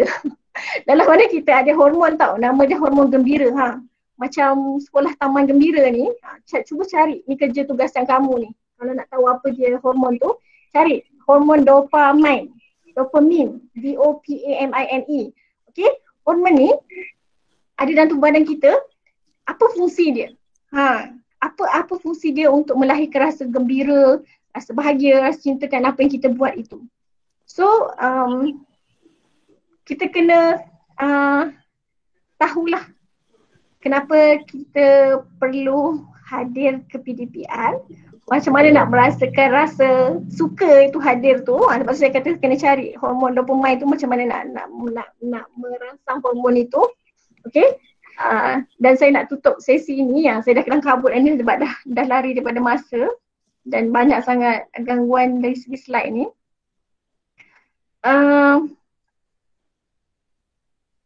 Kerjasama itu memang kena datang daripada kita lah. Okey, kalau anak murid kena sedar bahawa kepentingan hadir ke kelas itu. Okay, kemudian guru memainkan peranan di posisi guru.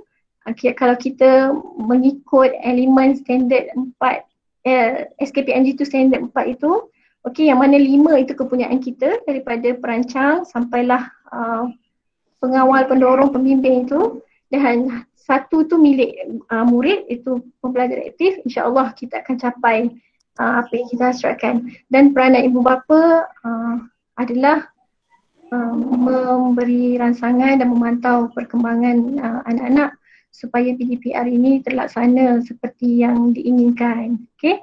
Sebenarnya setiap daripada kita memang ada kerja yang perlu kita laksanakan, yang tak boleh kita kata kerja dia lebih susah, kerja saya susah, kerja dia senang, kerja dia ni tak senang. Sebenarnya setiap orang mempunyai cabaran kerja yang tersendiri. Ya? Kalau kita meletakkan tempat kita di posisi lain, kita akan tahulah macam mana cabarannya. Jadi setiap tugasan itu, setiap orang tugasannya berbeza-beza. Okey? Dan semoga kita melaksanakan tugasan kita masing-masing untuk mencapai apa yang sepatutnya lah. Okey, saya nak masuk cerita tentang engineer dengan arkitek. Saya nak kata macam ni. Selalu, okey, adik-adik dengar cerita ni kalau bangunan tu cantik, selalu yang akan dapat nama adalah siapa? Arkitek kan? Tapi kalau bangunan tu roboh, yang akan dapat nama adalah engineer ni. So fikirkan tentang cerita tu. Jadi kalaulah kita ini arkitek atau engineer, kalau kita tidak melakukan perkara yang sebetulnya, macam mana dia akan jadi dengan bangunan tu. Sebenarnya saya nak cerita panjang tentang tu, tapi sudah habis masa kan. Saya ringkas-ringkaskan macam tu lah. Entah nanti sekarang ada dia dah tertidur terus, saya dah dengar keruh-keruh dah ni. Okey, untuk itu semoga kita mencapai keberkesanan dalam PDPR dan juga PBD ini. Walaupun dalam keadaan macam mana pun, wabak ke bencana, insya-Allah kalau dengan ada kerjasama antara kita, pembelajaran anak-anak itu akan berada di landasan yang betul lah. Okey, untuk itu saya nak ucapkan terima kasih kepada Guru Besar SK Taman Gembira, PIBG-nya, guru-guru, ibu bapa yang bersama daripada awal sampai akhir dan juga anak-anak sekalian. Selamat maju jaya, belajar rajin-rajin. Jangan lupa pesanan-pesanan tadi. Saya minta maaf atas kesilapan teknikal dan saya terpaksa cakap laju. Sebenarnya kalau ada masa yang lebih panjang, ada banyak lagi yang kita boleh kongsilah. Okey, apa-apa pun terima kasih. Saya minta maaf atas apa-apa yang kurang. Assalamualaikum warahmatullahi wabarakatuh. Waalaikumsalam warahmatullahi wabarakatuh.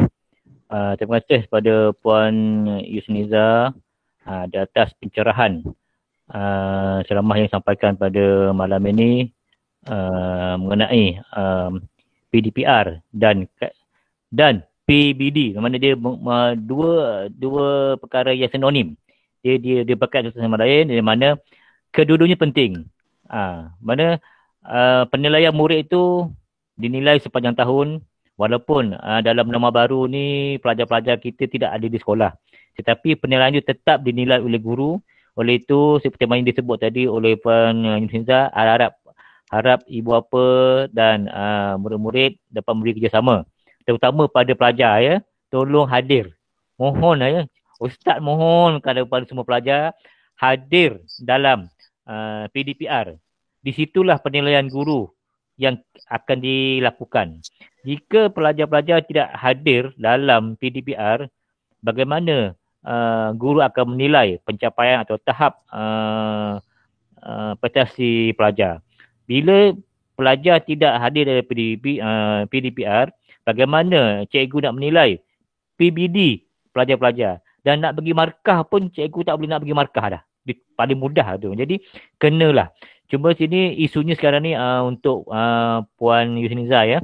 Mungkin kita dah bercakap tentang isu-isu ni, tapi mungkin tak semualah, walaupun ada sebilangan daripada ahli keluarga mungkin ada kekangan, mungkin disebabkan tidak seperti tadi gadget tak cukup, mungkin masalah ekonomi keluarga, mungkin masalah ibu bapa yang bekerja. Jadi bila bekerja anak tidak siapa yang memantau. Mungkin kalau ada pun mungkin ialah satu gadget yang berkongsi dengan ramai anak. Jadi itulah isu-isu yang timbul. Yang menyebabkan mengapa keadaan PDPR ni tak boleh disertai oleh kehadiran murid 100%. Itulah. Saya rasa bukan itu yang pentingnya tadi saya semak tu Cik Makro. Ya. Supaya kita tak nak ada murid-murid yang tercicir atau ketinggalan. Kita tahu isu-isu tadi memang akan timbul. Tapi bila ada kerjasama antara ibu bapa kan dengan guru, so kita dapatlah persefahaman itu untuk mengatasi masalah tadi tu lah. Sekurang-kurangnya mungkin daripada dia tak hadir penuh, mungkin kita boleh gantikan di tugasan offline kan. Ya, macam mana kita nak dapatkan murid-murid tu lah. Sebab tu kena adanya hubungan baik dan persefahaman antara guru dengan ibu bapa tadi tu lah. Okey, saya ada baca kat sini Ustaz Ma'ruf, saya mencela. Ada di ruangan chat ni beritahu nak slide tadi ya. Okey, untuk yang PBD tu seperti yang saya beritahu, kalau tuan-tuan dan puan guna Android handphone, boleh install di Google Play. Pergi kat Google Play, okey, type resepi PBD. Okey, lepas tu install. Dia tak besar pun, 12 MB je, percuma je. Kalau tuan-tuan dan puan install, boleh baca kat situ modul-modul yang ada, boleh fahamlah tentang konsep PBD tadi. Okey? Okey. Terima kasih Ustaz. Okey, terima kasih Puan. Okey. Menangkan masa pun dah 10.30 ni dah, 10.24. Jadi saya juga berterima kasih pada Puan Yusniza. Sebenarnya saya nak sebut nama ni takut salah. Puan Yusniza dengan Puan Yusrina. Ni lebih kurang nama ni. Sebut Yus je. Yus je. Sebab antara Puan dengan Naib YDP nama hampir. Nama dia binti Muhammad Yusof itu pun sama. Itulah kebetulan sama. Kalau Ustaz. Okay.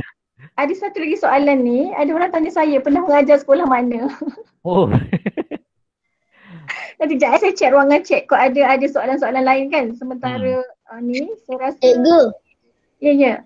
Cikgu tak boleh cerita ke yang cikgu kata nak cerita tu tapi terpaksa pendekkan tu? Alah, tu nak cerita tapi nanti kita sambung dekat mana? Kat offline lah. Kita cerita offline. Nanti saya bagi nombor telefon. Okey. Saya pernah mengajar sekolah mana? Okey, dulu sebelum ni saya pernah mengajar di Tawau. Okey. Kemudian di KL lah. Ada sekolah SK Holy Trinity. Dan kemudian di SK Tun Hussein On. Sebelum ni saya dalam bidang matematik. Sekarang saya TVET. Okey. Saya juga ada saluran YouTube. Okey, kalau siapa yang belajar maths tu, yang nak tengok kaedah inovasi untuk matematik boleh pergi ke saluran YouTube saya. Okey. Nama dia saluran itu ini matematik inovasi dan bimbingan. Okey. Okey, terima kasih. Okey, terima kasih Puan di atas penerangan yang panjang lebar. Saya tengok pun murid-murid pun benar-benar gelisah lah tu. Yang penting tadi yang disebutkan tu yang penting peranan guru, peranan ibu bapa dan peranan murid untuk mana tiga-tiga ni apabila dia bergabung akan menghasilkan PDR yang cantik dan PBD yang hasil yang cantik. Jadi apapun sekali lagi saya mewakili pihak sekolah mengucapkan terima kasih sekali lagi pada Puan kerana sudi memberi sedikit ilmu untuk kami semua dan insya-Allah kita doakan sebagai semua pelajar-pelajar dan ibu bapa di SK Taman Gemilang adalah ibu bapa yang cemerlang, keluarga yang baik dan insya-Allah anak kita pun lagi jadi anak yang cemerlang. Jadi sebelum saya menutup program kita pada malam ni, Puan Rusini ada apa tak ada? Okey, terima kasih Puan Yusniza di atas perkongsian ilmu sangat hebat. Okey. Jadi kepada ibu bapa dan anak-anak yang bersama join tadi, okey, jadi cikgu harap ya semua hadir dalam PDPR ya. Jadi minggu depan hari Isnin cikgu harap jumlah kehadiran meningkat ya. Okey, terima kasih sekali lagi Puan Yusniza. Terima kasih Puan Rosni. Saya minta maaf Puan Rosni. Tak apa. Saya pun minta maaf tadi tak habis ucap dah hilang. Itulah sebab ini internet kan memang cemburu dengan kita, bukan masa je cemburu, internet pun cemburu. Tapi saya nak ucap tahniah lah pada Puan sebab hari ni ramai kan anak-anak murid Puan ramai. Kita yang tak dapat join, kita ada YouTube jadi mereka boleh ikut melalui YouTube lah. Ya, jadi alhamdulillah ya saya pun rasa macam seronok sangat je ramai yang join. Ya, jadi insya-Allah kalau ada peluang, ada masa, kita akan bersama lagi ya Puan Yusniza. Saya pun tersasul juga Ustaz. Itu Ustaz boleh insya-Allah. Tersasul juga tu. Saya kan Puan, saya pun kena mengoptimumkan ICT saya supaya bila ada masalah macam ni cepat kena pick up. Betul. Okay, dan terima kasih juga kepada semua ibu bapa yang sudi meluangkan masa ya sehingga pukul 10.30 ya sudi mendengar sampai habis ya. ceramah yang disampaikan oleh Puan Yuzniza. Terima kasih banyak-banyak. Okey Ustaz. Okey, terima kasih. Itulah kata-kata terakhir. Penggulungan daripada Puan Guru Besar. Dan saya mewakili semua mohon maaf jika terdapat kekurangan dalam saya mengendalikan program ini dan mengambil masa lebih setengah jam pada malam ni. Apapun ilmu ni untuk kita dan untuk anak-anak kita, untuk kecemerlangan anak-anak kita. Jadi akhir kata saya tutup balik dengan pantun. Kalau ada jarum yang patah, jangan disimpan di dalam peti. Kalau ada umur yang panjang, insya-Allah kita akan bersua lagi. Daripada saya, warga SK Taman Gembira, Barisan PIBG dan ibu bapa SK Taman Gembira. Ustaz, sekejap Ustaz. Boleh tak kita ambil gambar poros ni? Boleh. Kan? Itulah sebelum lupa. Nak kena on camera semua. Boleh Ya, ke? semua on camera. Mungkin Ya, semua pihak ibu bapa, kita on, kita ambil gambar sekejap. Okey, semua on kamera ya. Semua on kamera. Okey, semua on. Puan Junaida. Anis Tering, lagi siapa? Azmawi. Okey. Faridatul Haidir Abdullah. Semua buka kamera. Buka kamera, kita bergambar. Siapa jurus ni Puan ni? Sebab saya, kalau sekat saya tak nampak penuh. Kalau jadi, mana jadi? Cikgu Ruzadi boleh ambil gambar? Ataupun Puan Yusrina ke?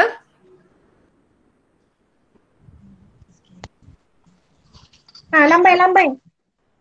Okey, saya ambil lah. Okey, Cikgu Ruzadi ambil gambar. Okay, terima kasih semua. Terima kasih Puan Yusniza. Terima kasih semua. Selamat malam. Assalamualaikum. Salam. Okey, daripada saya kepada semua, Assalamualaikum warahmatullahi wabarakatuh.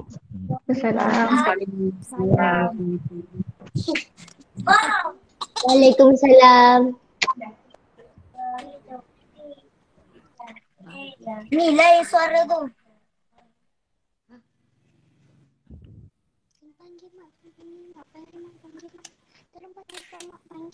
Dah, cikgu dah rakam dah. Nampak semua dah keluar. Ya, bye-bye. Dulu buka mic. Bye-bye. Jalan.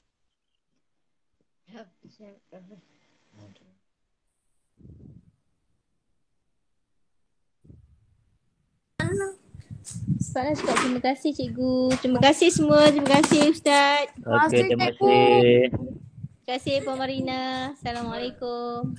Waalaikumsalam. Marina.